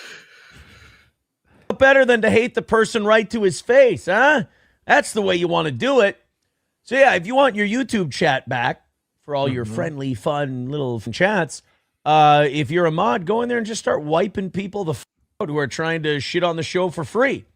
I guess he's not consistent with that one either.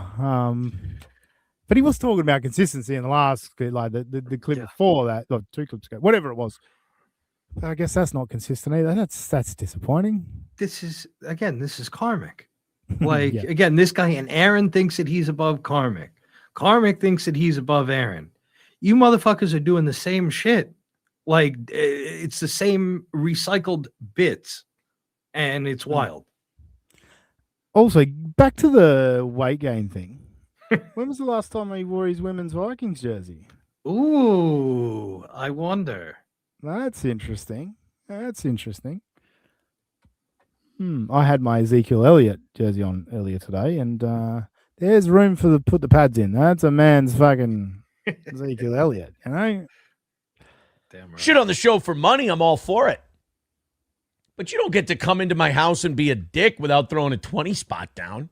Well, didn't he okay to throw a 20 spot down? Didn't he leave a bullet of cocaine next to your daughter? I guess he paid you in coke. Fair, and Molly. Yeah, all right, fair enough. I'll take that back. Someone wants to come to a party I'm throwing at my house and like, your house looks like shit. And I'm like, get here then. I don't want you here, you retard. Ooh. And that's fine. That's not the right analogy, Aaron. What you're supposed to say is, if you're going to talk shit about my house, you're going to give me $20. That was what you were just saying. Now he's like, hey, don't talk shit at my house. You lost track of your own analogy. Totally reasonable reaction to have to somebody being a weird autistic queer in your house. Now, weird autistic queer. So do you kick yourself out of your house, Aaron? Hey-o! Whenever you would talk about all these seething autists on the internet in their basement, it's like, bro, this is we're flying too close to the sun, my friend. Yeah. All these seething autists as he counts. That's where you take $3 of that, $5. Some of these I may have played on the show before, but whatever. You know, it's new again, right? This is back when he's having his beef with Chad Zumok. Obviously, as we know now, Chad's one of the real ones. Oh, I like this Chad Zumok and the cut of his jib. Yeah. He, like Aaron, spent time in radio. He gets it. It's all wrestling, although Aaron doesn't do wrestling. All that stuff. I am impressed with Chad Zumok in this regard. The man's ability to take a punch and still beg to be on a show is remarkable. Most people have way too much dignity and class and honor and talent to be treated this way on a daily basis. Chad allows himself to be abused on a daily basis because he has such FOMO of not being on this program. And the unfortunate thing... I'll stop there because the next clip picks up where that one left off, as I noticed something that happened after it. But yeah, like pretty much all you have to change about that criticism of Zumok is like Zumok begs to be on the show. It's just begs for money. Like you change that to begs for money, and boom, you've got yourself some fucking Aaron Ilmalt. And also, nothing has, and I find this the case with a couple, and we don't need to name them. A couple of people who were once like myself, Chad haters, and turned into Chad ball washers, not unlike Aaron. Nothing about the paradigm that you just described with Chad has changed in the period of time. It's like karmic with and Pat Dixon and his checkered past with women. None of that shit is new. You knew that when you were ball washing. Stuttering John and his family life. None of that shit is new. You knew that shit when you were ball washing. So you were hating Chad for this, and now suddenly Chad is the comeback player of the year. None of the facts on the ground have changed when it comes to that. Agreed. Aaron averaged Brett Hollywood show. Sorry, Aaron averaged 31 points a game and shot a very impressive 43% from 3 in the Prison Basketball Association. Yes, and without a net, most of them were swishes. From my understanding, they were not air balls. They were not. Do you see that shooting form? You saw that video, NJ, of the? Yes, I did. Holy shit! There's one thing I know, right? Well, two things I know. I would fucking wreck Aaron in basketball, and I haven't fucking shot a basketball in probably a year at this point. Time disappears pretty quick these days, especially as you get older. And I'd wreck him in golf.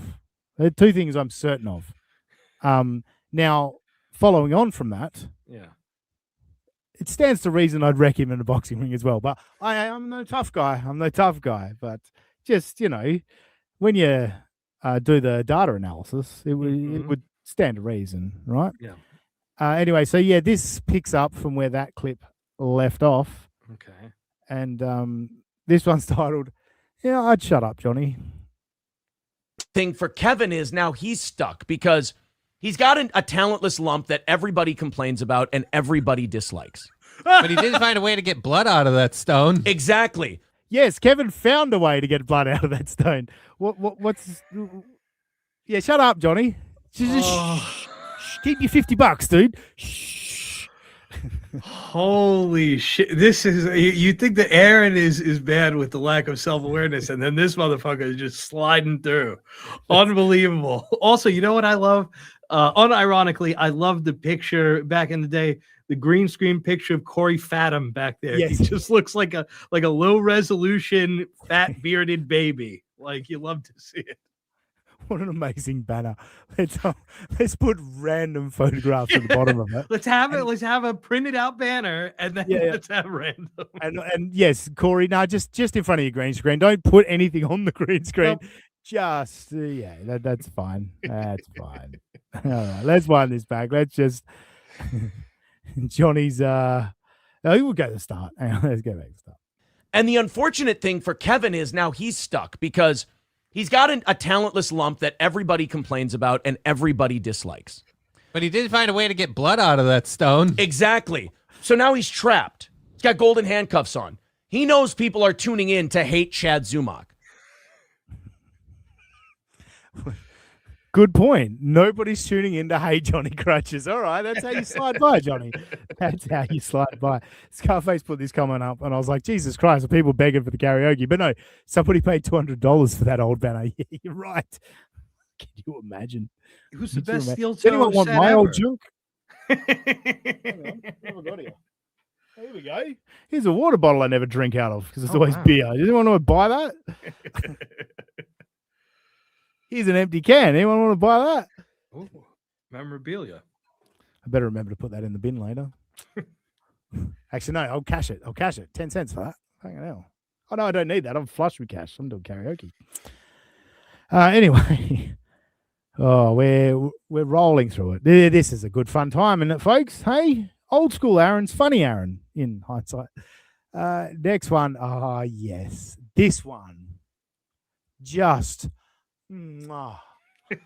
it's amazing that I chose this week to try and clear out all of the clips that I hadn't fucking gone to yet. You know, like I'm like, I need space. I need to clear up space. Let's fucking clear out some of this old shit. Let's see what it all is. Why did I clip it? Whatever. So this week, as we all know, Aaron got pretty giddy, I'll say. Pretty Josh giddy, as it were, if you will. No, he didn't have sex with an underage girl. He was talking about the HROs and the big win he had when the judge said, "Hey, can you guys sort out a settlement? Please reply to Melton's lawyer. We want a settlement. Otherwise," which could we just for a brief moment, what a waste of everyone's fucking time. Minnesota courts is an embarrassment through all of this shit, right? How the fuck months this man has had a fucking restraining order on these people. But forgetting that, right? Let's forget that Minnesota court is fucking slow and fucking retarded. Aaron, you're a broadcaster for a living. It's your job. Free speech, dude. What do you think? You should be defending Melton's right to describe exactly how he'll your daughter. Like, you should be defending his right to do it. Like, they're words. They're fucking words. I don't even think you're a pussy. You're a fucking idiot. I don't think he's a pussy. Honestly. He's just such a retard. He's like, he got HROs. He wasn't allowed to fucking continue to abuse people close to him in his life. So he went, oh, well, I could stop other people from abusing me. No, it's not how it works. You actually had a close relationship with those women. You are in a position where it's damaging to them. You abused them. You harassed them. You're just you're getting made fun of by a guy in, like, what, how many states over? I don't know my geography very well, but it's a few states, isn't it? Yeah, certainly. It's like he just found out what an HRO was. And was like, okay, cool. Oh, this is how easy it is to get him to stop talking about it. No. You have to have a pattern of abuse before that happens, dude. That's Yes, Scarface, hurt people. Agreed. All right, so with all of that in mind, let's just refocus. With all of that in mind, Aaron was talking about HROs and how the judge is fed up with Melton's bullshit, and this is serious, and he shouldn't be. They should sort this out, and Melton should just leave him alone. I found that I had this clip. Not me. Couldn't be me.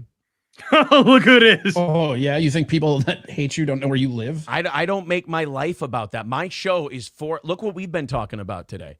It's been. I get that, but you're not in charge of how a deranged fan takes the show, right? Like the kind of person who's going to show up and rough a fucking personality off the internet up for what they're talking. That's not a fucking normal human being who you can logic I can tell you this right now. I have been doing this for 16 years. Never once have I been physically attacked for my show. Well, it's because you walked away from those 2 fights, right? Classic fake laugh. Nice one, Aaron. That's where you'd know that shot hurt him, when he does that over the top fake laugh. Like, and yes, Daylight, the Horus, indeed. Yeah, Patrick lives 2 time zones away, so almost as many as me. I'm just saying. Yeah. Just wish he would respond to Aaron's texts. Come on. So round, that face, the mustache, the shooting range glasses. Corey, I think, hey, chat, let's get together. Let's do a deal with Corey. All right? Let's offer him a sum of money to respond to Aaron, get back on the show, and then do exactly what he did for one show. You know, when Melton was fucking sending a message, like get into text him back and go, yeah, man, I'll come back. Yeah, let's do it. And then immediately do the exact same thing he did before. Wouldn't that be funny? What would we have to offer him? $50? 75? Yeah, I don't think. Yeah, that'll do it, wouldn't it? I mean, because has he done a stream in, like, I don't I don't go to his channel. I've not looked into Corey Adams. Do you ever look into Corey Adams, NJ? No, I miss him. I don't miss him that much. So yeah. Good point. I Mhm. think the last I saw was Rocco covering his burger fucking reviews or whatever, and then now Rocco's doing burger reviews. Which, That hack. Yeah, you're a fucking hack.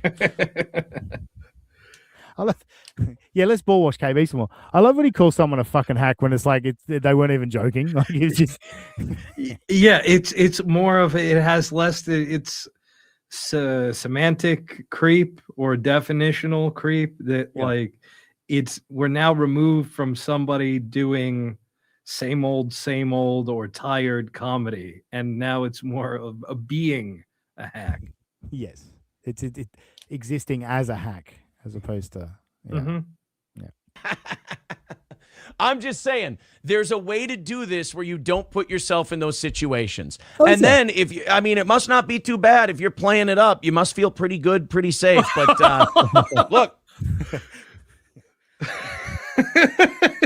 ladies and gentlemen, I will take a bow. Oh shit! So pulling this clip, plugging this clip out this week, hey? Holy shit! Did anybody hear him this week talking about the HROs? Let's wind it back to the fake laugh, hey? Oh, Aaron. have I been physically attacked for my show? Well, it's because you walked away from those 2 fights, right? I'm just saying, there's a way to do this where you don't put yourself in those situations. And then if you, I mean, it must not be too bad if you're playing it up. You must feel pretty good, pretty safe. But look, if you want me to cry crocodile tears for the guy, not going to happen. He's an Oh, I cut it a little bit short. I would love to know what absolute he was. But I know from previous time when we had Kim Nicholson on. Now I understand her abuse doesn't matter anymore because she was a whore once upon a time. But we did one. Fuck, I'm a cunt. Love you, Kim. I genuinely do. No, but Kim opened up about what was terrible abuse that she received, and there were other women in our chat that were like, got the strength from Kim to be like, fucking holla Kim, like yeah, I've been there and all that. If any of them are in the chat right now, to hear Aaron gleefully talk about this HRO, like, doesn't it make you sick? Like, doesn't it disgust you to hear that? Like, there is no abuse victim that would be on a stream going, oh, Joey, it was such a great outcome today. Like, it's literally, please don't fucking take away this HRO. I need this HRO. You know what I mean? It's fear. It's terror. You know what I mean? Like, but he's out there going, fucking great day for us. They called him on his shit. I was like, well, isn't the HRO calling him on their shit? And it should be important, but you're kind of giddy that Patrick was forced to wait another however many weeks, months. When was that? June, these HROs? I believe so. It's fucking wild. And the fact, twice convicted for harassing women. And Kim, genuinely, I love you. I'm trying to lean into it for you, you know? Kiki's out there, and Ava out there calling you a lot lizard. Can you imagine? Imagine like things in your past coming back to haunt you. By Kiki. Mm. Anyway, sniping pretty antisocial. It's fun, isn't it? Remember this, Haley?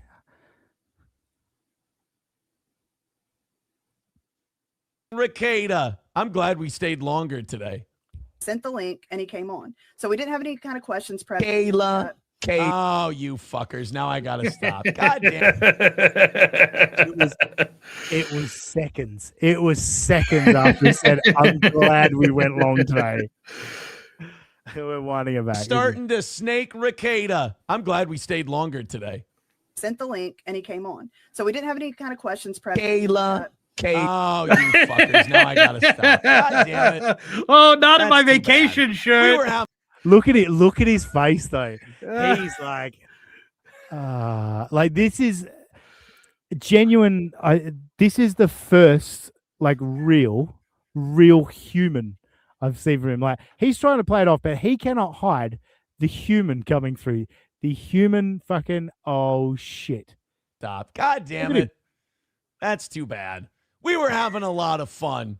The girls were coping. On red. And their chat tapped out. They sent $10 that made me have to leave. That's a win for the toe right there. Holy shit. It's fucking wild. It is wild, dude. How so it was seconds from him saying, I'm glad we stayed longer to oh fuck. They just said Kayla. And then it was seconds till it was a win for the toe. That is your gift, Aaron. That's your gift. To turn eating shit into a win for the toe. Nobody does it better. I mean, nobody else wants a win for the toe or is the toe, who would be the toe. But still, win for the toe. He's the best in the biz. Best in the biz. Well, top 3. It could be him, Bubba, or Kumia. Yeah, exactly. Any one of them. You remember his old co-host, Adrian? No, of course you don't, because you've never seen him on the internet. Mm-hmm. But he got run off because April lied about him, or something along those lines. This is what Aaron tells us. But they're gonna go look back on Adrian. They're gonna look at some pics of him and have a good time. Oh, look. If we're going to grade on that curve, he's a freaking planet. Oh, God, he's starting to... What happened to these two? Funyuns? Oh, no. Oh, no. Nice one, Johnny. Johnny picked up a pen. You hack. No. This is our former second mic, Adrian Washington, who, again, claims we were never friends. Once again, I feel like I need to work out more. God. What happened here? I just want to say, sir, congratulations, boy or girl. Yeah. All right, Johnny. You had your moment, but that's you fucking hack. He thought he got a good one in, and he thought, "Oh yeah, hell yeah, I'm on a roll now." He's rolling. So here we go. Congratulations, boy or girl. Yeah, Adrian, what are Third you trimester. having? And is the dad going to stick around? Oh, Johnny sent Aaron in the pregnancy route. And he was like, he's black. So he must. There's a deadbeat dad involved in that. We got to bring some racism into it too. Well done, Aaron. Huh? He fucking tagged Johnny's joke beautifully. Jesus Christ. That gut. I mean, not that there was anything to worry about before, that he wasn't threatening in any way, shape, or form. But Jesus, now you could let that guy chase you around the Thanksgiving table for a couple of laps, and he'd be like Baby D in Next Friday. Tell you what, when I go to a Friday reference, it's definitely Baby D breathing heavily. That's it's not. Why do you got to bring up old shit like I'm doing to you, Aaron, right now? I'm bringing up old shit. So that was I played that one. I was playing it. I'm like, why did I clip Adrian Washington? I was like, oh, that's right. I did that fucking controlling co-host clip. And I was about to trash it until Johnny made the hack joke, and then Aaron followed it up with whole tag. It was a racism, and I was like, we're in business. This is a clip now. This is a clip. Otherwise, I would have deleted it and go, I don't know why I clipped that. But, we're nearly done. We're nearly to the karaoke, folks. Fucking strap in. Of course, as we all know, Aaron, when April was on the show back in the day, Aaron was always regaling us with tales of his kids and all the good times that they had together. And that all suddenly stopped when the Ricaders thing happened, and today he left April. Oh, wait, have I got that the wrong way around? Anyway, let's see what this clip says. This'll get me out of all this heat I'm catching is if I go, oh, my kids, my kids, my kids, my kids. And it's like, dude. I'm a dad. Right. Talk about dads like. All right, we can now confirm not every woman does a good Stuttering John impression, but nice try, April. Hey, we miss you, Ape. Hope you're doing well. Oh, Ape. fucking hit me up sometime. If you ever want to spill the beans, fuck Melton. Fuck Melton. I'm the one who fucking stood up to Kiki for you. So remember that. I'm the one who actually cares. It's not just about the money for me. April, I care. Dad. Dean cares. Right. Talk about dads like that. They didn't, most of these people didn't talk about your children. You just tried to make it about that so you could throw the heat off of you instead of just talking shit back. 225 away. Interesting. He used the kids to take heat off you instead of talking shit back. Ah. And even at the time that he said, not even getting into Aaron's future hypocrisy, at the time that he said this, Carl famously called Stuttering John's kids losers, completely unprompted, completely unnecessary. But you don't give a fuck about that at this time, Aaron, because you were a Carl ball washer. Now that he covered, now that Carl also decided that, oh, wow, content is better than friends. Now it's okay to shit back on Carl. But that was fine then. But that's okay, right? Yeah. If right now in the current situation, if Carl wasn't gay and had the ability to impregnate a woman, Aaron would be all over those kids. You know what I mean? 100%. Yeah. And yes. So this is the name, and then the fucking comment is just for old school steel toe. So we've got Really Cool Bird and April. Thank you very much for that. And yes, Cash, 1-800 Dean cares. I do care about April. Hashtag Dean cares. And again, we all know I'm not into it sexually. I liked how Mummy's titties were popping on Friday night. You know what I mean? Hey now. I morphed into flimsy. It happens. Yeah.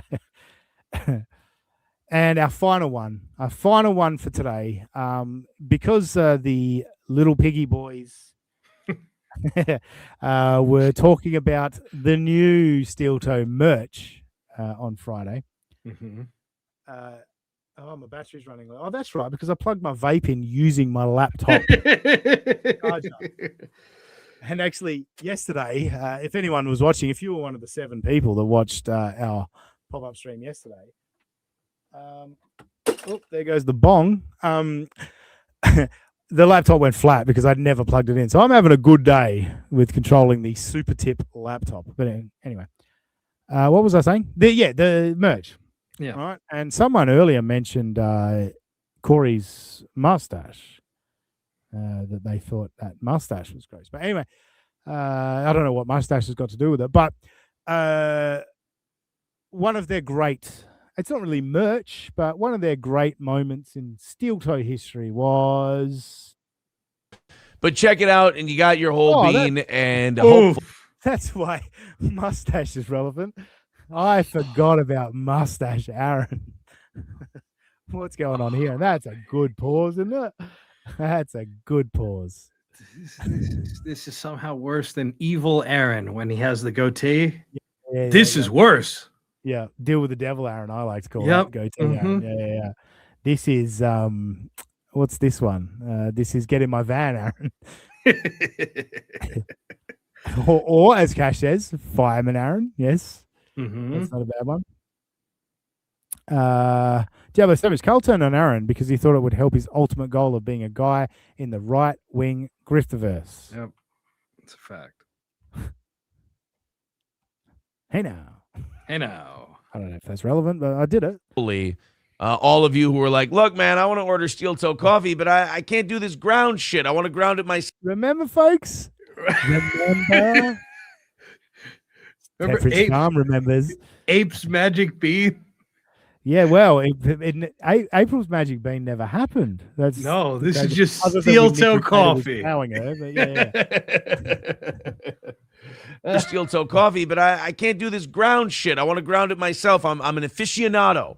Now you're happy. And then I think next month, if things continue to go well, we got hundreds of steel toe coffee customers. If we hundreds, you're out of your mind, dude. Come on, hundreds.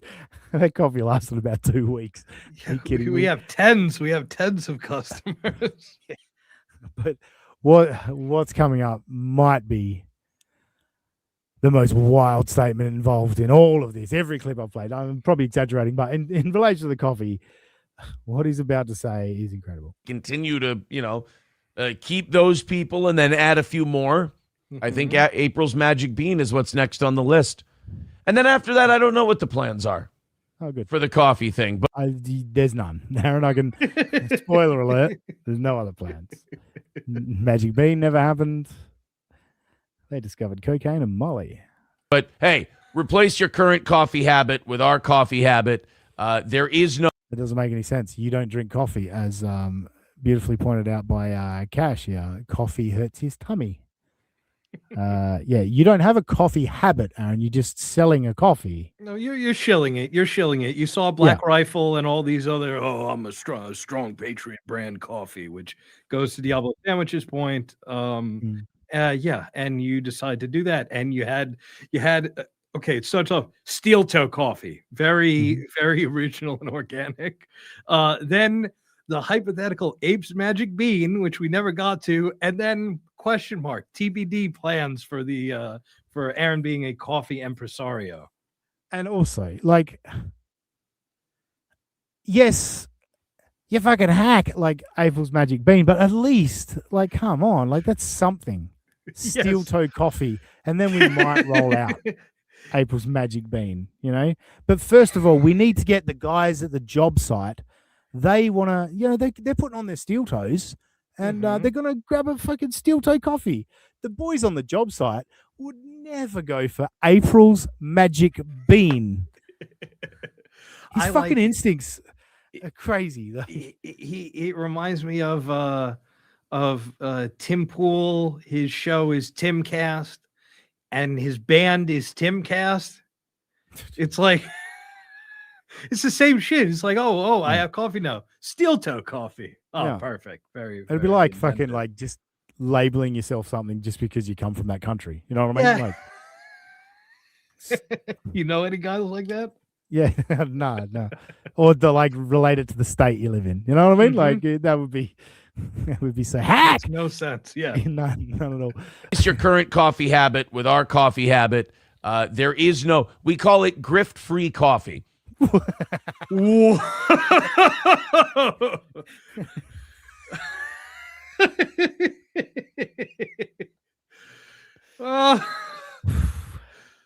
Aaron. Oh, Aaron. Grift-free coffee. We're third hand, by the way, in that grift-free coffee. We're not making our own coffee and giving you cheap coffee. No. You're paying $25 a bag for this shit. And I don't even drink coffee. I don't like coffee. So I don't know why I'm selling coffee, but it's grift-free. And also my show that it's supposed to be about or related to is 100% a grift. But let's not quibble over the little details. Yeah. Is Diablo Sandwich blocked in my chat? I don't see his chats coming up. You mentioned Diablo Sandwich, and I went looking for his chat. There he is. Right here, yeah. Yeah, there it is. Sorry, my bad. It just gone off screen. When I'm being a hack shill for my cause, I choose Grifter's Choice. Yep. That's good. That's good. There's no, country that you're saving. You're not owning any MAGA people or any libtards. There's not any, saving the culture or fighting the culture war. We just think it's really good coffee, so we put our name on it. And what do you base it being really good coffee on, Aaron? Since you don't drink coffee, because April said it. She's a coke-whore. Oh wait, she wasn't a coke-whore back then. She wasn't a coke-whore back then. That's right. My bad. So yeah, no. April vouched for the coffee that they're selling. Crazy, right? Perfect. It's like those the infomercials where, like, let's say it's a new garden hose. You know what I mean? It's like, this is the greatest new garden hose reel, and then they show like a fucking tatty old hose that's all tangled. And it's like, this is impossible to roll up. I was like, well, yeah, it's not that hard. Like, is it? Like, you're making this seem like it's way more difficult. I remember like a gas bottle. It's like, I can't even remember what the product was, but they were shitting on gas bottles, and it was like trying to fucking put it in the back of the car and watching this guy struggle to make it look like a struggle. It's like just pop it on the seat, dude. It's fine. Like you carried it all that way. You just pop it down. It's fine. You're good. Yeah, that's pretty much them. Like all the other coffee shit, but if you pay $25, this is good coffee. That's why it's $25. It's not that it's got 2 different labels slapped on it, maybe 3. If you wanted to help out our show while also getting yourself some coffee, hey, no skin off anyone's ass. Gary Crouch. I guess. Yeah. I guess he's not lying there. I guess there's no skin off anyone's ass. If you buy overpriced coffee off of Steel Toe, No. that's not going to hurt anyone. No, it's good and cool, actually. Yeah, it is. Now, NJ, would you like to take a moment to say anything you like while I search Down Under Karaoke? Sure. Yeah. Yeah. What a night the other night. Actually I'm gonna take it in a wholesome direction. I had a great conversation. I got to meet the Reverend Bob Levy. I had a great conversation with him about all this stuff and various takes of people and how they treat others in this little verse. Bob, who is very appreciative, warms my heart that he enjoys our show, and he likes that we go through and we're given our take. We see something that's dumb, we're gonna comment on it, and that's the nature of the thing. And he gave me some encouragement about people trying to pull rank. This guy, I'm a 20-year comedian who's now a YouTube streamer, whatever, trying to shit on a guy like me, a guy like Can I Flimsy. just Go ahead? Sorry, I just want to interrupt you just briefly. I'm going to need you to riff a little bit longer because I Mhm. now feel if I'm going to do this karaoke, I'm going to have another piss. So if you could just cover for me Sure. again. Thanks. Continue. Yeah. Sorry to interrupt. No. All good. And I told Bob that something that I appreciate about him is that, again, compared to these guys, Chad Zuma, also Gino, Bob has had a career.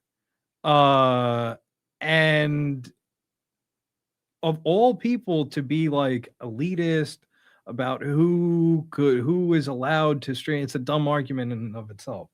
But you would presume that somebody who has been on Stern, who has done big stand-up, it would be that guy. It would not be the dude opening for and bragging about Swardson and Godfrey. It would not be the dude, the please clap guy. It would not be the watch this guy as well. Yeah, so it was great to meet him and Gina. And other than that, I really lost my shit when Well KB drunk KB randomly super chats are gay, and then he made a little face. I was so surprised by that. Yeah, Bob's genuinely likable. Even when I I think you and I both have told the same story of like watching the Uncle Rico show when it first sort of spawned and kind of being into it, and then it took a couple of months, and I was like, I don't know, we've kind of seen it now, kind of over it. But I always enjoyed Bob. I think he always had something funny to say, and I think he is a good off the cuff guy, for sure. And it's not, like Stuttering John likes to say the hack crowd work comedian, and it's like, no, I get that with Gino definitely hack crowd work comedian, but I think Bob is definitely less hack. No, I'm kidding. No, I think Bob is a genuinely funny dude. Yeah. And I think we all agree that Dave Chappelle stole from him. So, I also. no, it was probably Neil actually. Fucking Neil. Of course, Neil. Sticking it to Kevin by stealing from Bob. I'm glad we figured that out after all these years. Finally. Fucking Kevin. Sticking it to fucking Neil. Sticking it to Kevin. All right, let's get rid of Steel Toe. Oops. Oh, no, get rid of it. Yeah. Okay. Here we go. Thanks, Big Unit, for making this happen. And you broke the rules, which is not right. We'll have to hold on to the hip-hop songs for next week. And next week, we're following the rules. I don't care how much money you give. You follow the rules. All right, next week. But because it was the first time and Big Unit said, I'm going to fucking drop $210 on you, I guess I'll sing fucking Down Under. Hang on, let me just get it all prepared first. Get the ad. It's not the premium account that I'm using here. Mm-hmm. It's still playing. Still playing. See if there's 2 ads or just one. Is there 2? Oh no, we're done. This started 30 seconds in. How does that work? Never clicked on this video ever before. First, I would never search Down Under for starters. But we're 30 seconds into this video already. So let's wind it back. Yes, as Ryle says, are the Clippers ready? Oh boy. All right, NJ. Paying off what I promised. We got to do screen share. And this one. Share. Well, I got to add it to stage. Oh, look, it's asking me if I want to join premium. So, no, I've already joined. It's just on a different account. Rover, right before the song, just to brighten my spirits. Thank you. Another 20 gifted memberships. Beep, beep, beep, beep, beep, beep, beep. Something racist. And it's now BYB. All right. Let's go full screen there. Are we all ready? Or does everyone just want me to not bother? Well, it's not bother, eh? It's not worth it. Not worth doing this. Sinking.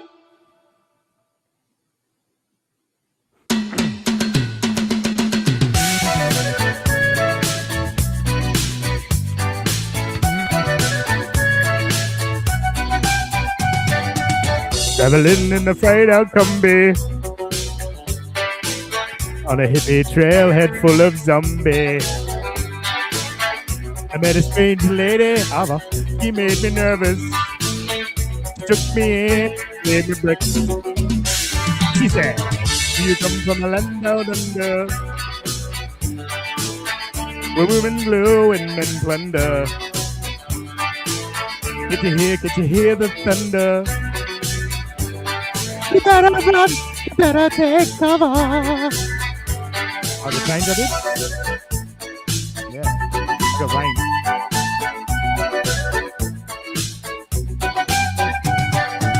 Buying bread from a man in Brussels. He was 6'4" and full of muscle, like me.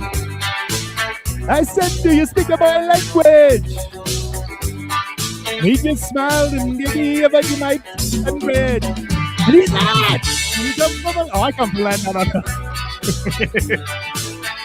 He does flow and thunder. Could you hear the thunder?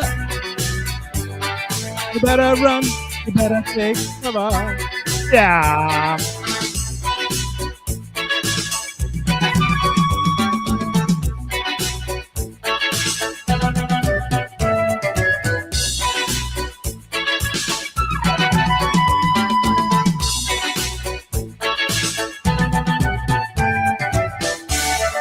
I love this fucking interlude, don't I?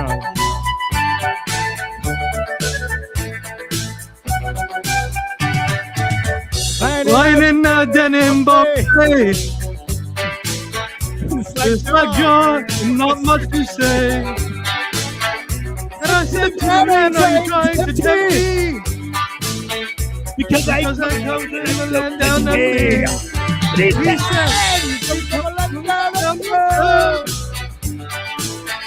Women glow and wonder. Did you hear the thunder? You better run, you better take cover. You in the land down under. Women glow, wonder. Did you hear the thunder? You better run, better take cover. Over and over. Easy. Living in a land down under. Women glow and men plunder. Did you hear the thunder? Oh yeah. Better run, you better take cover. How long is this? Living in a land down under. Oh yeah. Women glow and men plunder. Can you hear the thunder? You better run, you better take cover. Yeah. Living in a land down under.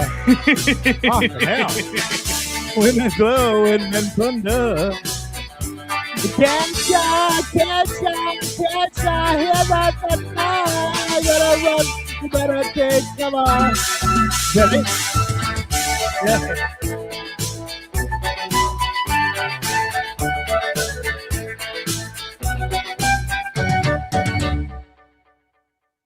There you go. Shout out Doom. Is that what I'm supposed to do? Someone said give For Doom. Australian man! concession card holder. Why did I let that happen? Jesus Christ. All right. Thank you so much to Big Unit for making that disaster happen. Yeah, I was a bit pitchy dog at times, you know. But can we not, please, in the modern era, please don't repeat over and over at the end of a song like that. Like, nobody wants that. That is... Encore, you reckon, Cash?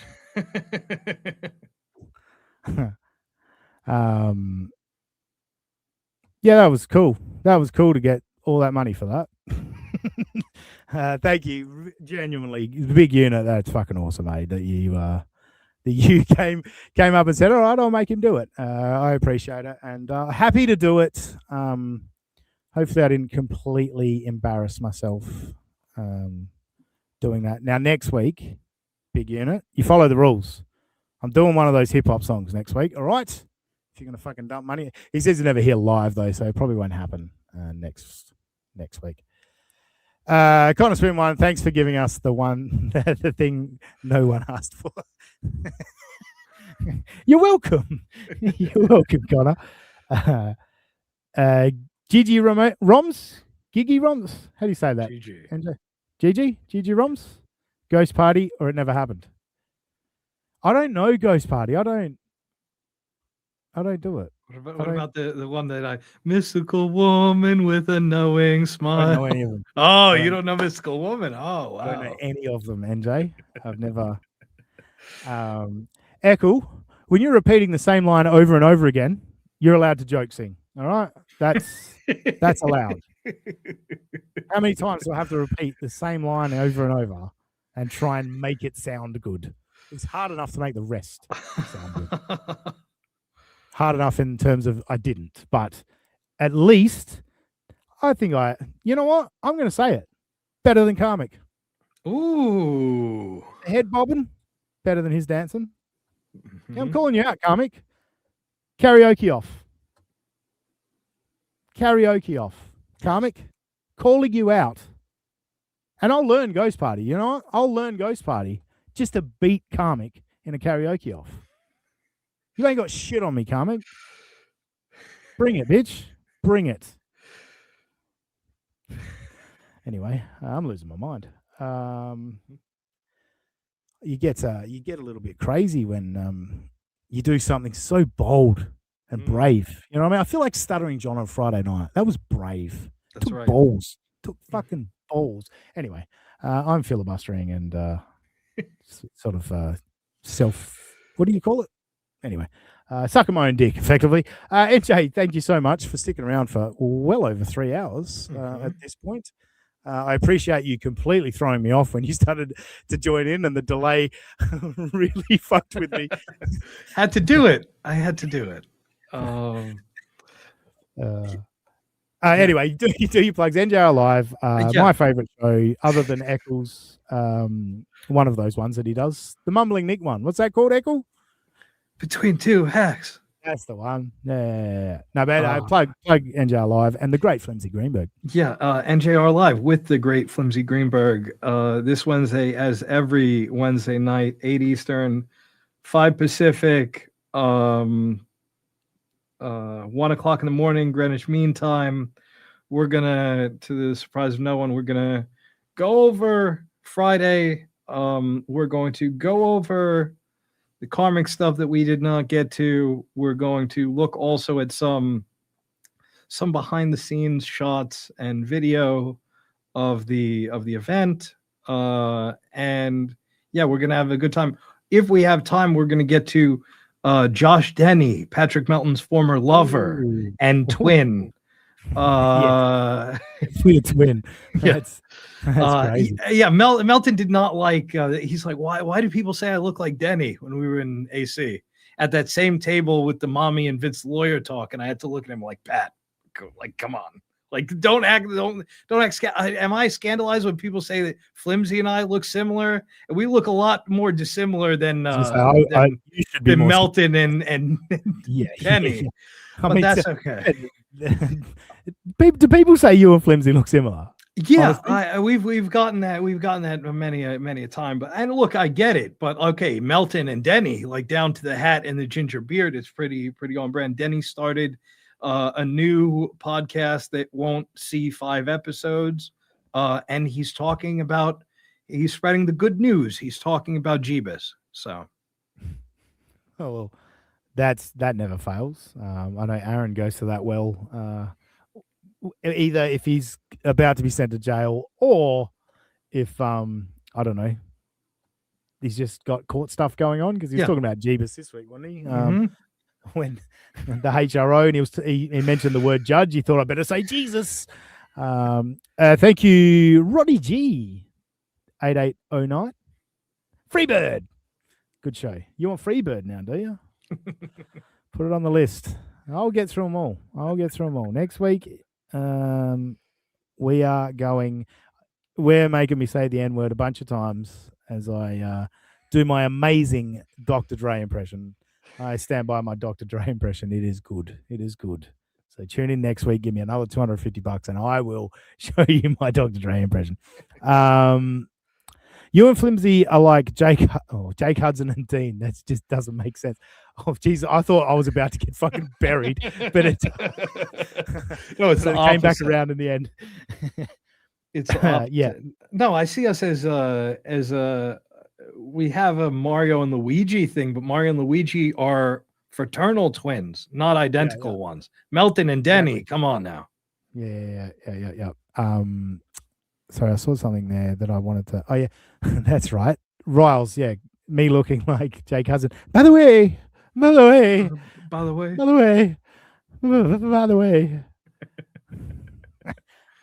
Anything else fun here? Dean will need to do the lead guitar for the 5-minute Freebird. So yeah, well, I would tear a hamstring. I would 100% tear a hamstring if I tried to do the lead guitar. Not a fucking chance. Yes, definitely. No, I paid it off, right? I paid it off. Yeah, that's an equivalent exchange. Yeah. Yeah, I think I did the right thing. All right. Thank you very much, everyone. Thank you very much to the big unit. I really, really appreciate it. I'm going to go see my weed dealer. Have I got anything to mention? I don't think so. I was going to start the What's Your Handle thing on Thursday, but circumstances. But Ekel and I are teaming up again to get back on the What's Your Handle train. That's our look back on the Ricky Gervais show from the XFM days all the way through the podcast. We did originally agree to the last Thursday of every month. And I'm going to stick to that. We're going to leave it a month. I've got a lot of stuff coming up over the next week or two. So Ekel, this is more of a, so I don't have to DM you. We'll give it a few weeks, brother. Relax. I'll let you know. We'll go to the last. The last Thursday of this month, we will be bringing back What's Your Handle. So look forward to that. Now that I've announced it, I have to do it, right? I have to do it. That's how it works. Otherwise, on X/Twitter, I'm at that sussy guy. Just imagine that Aussie guy and put an S where the A should be. We'll catch you next time on A Griftathon. Bye, Dean. Bye, John. Have no loyalty to those two pieces of shit.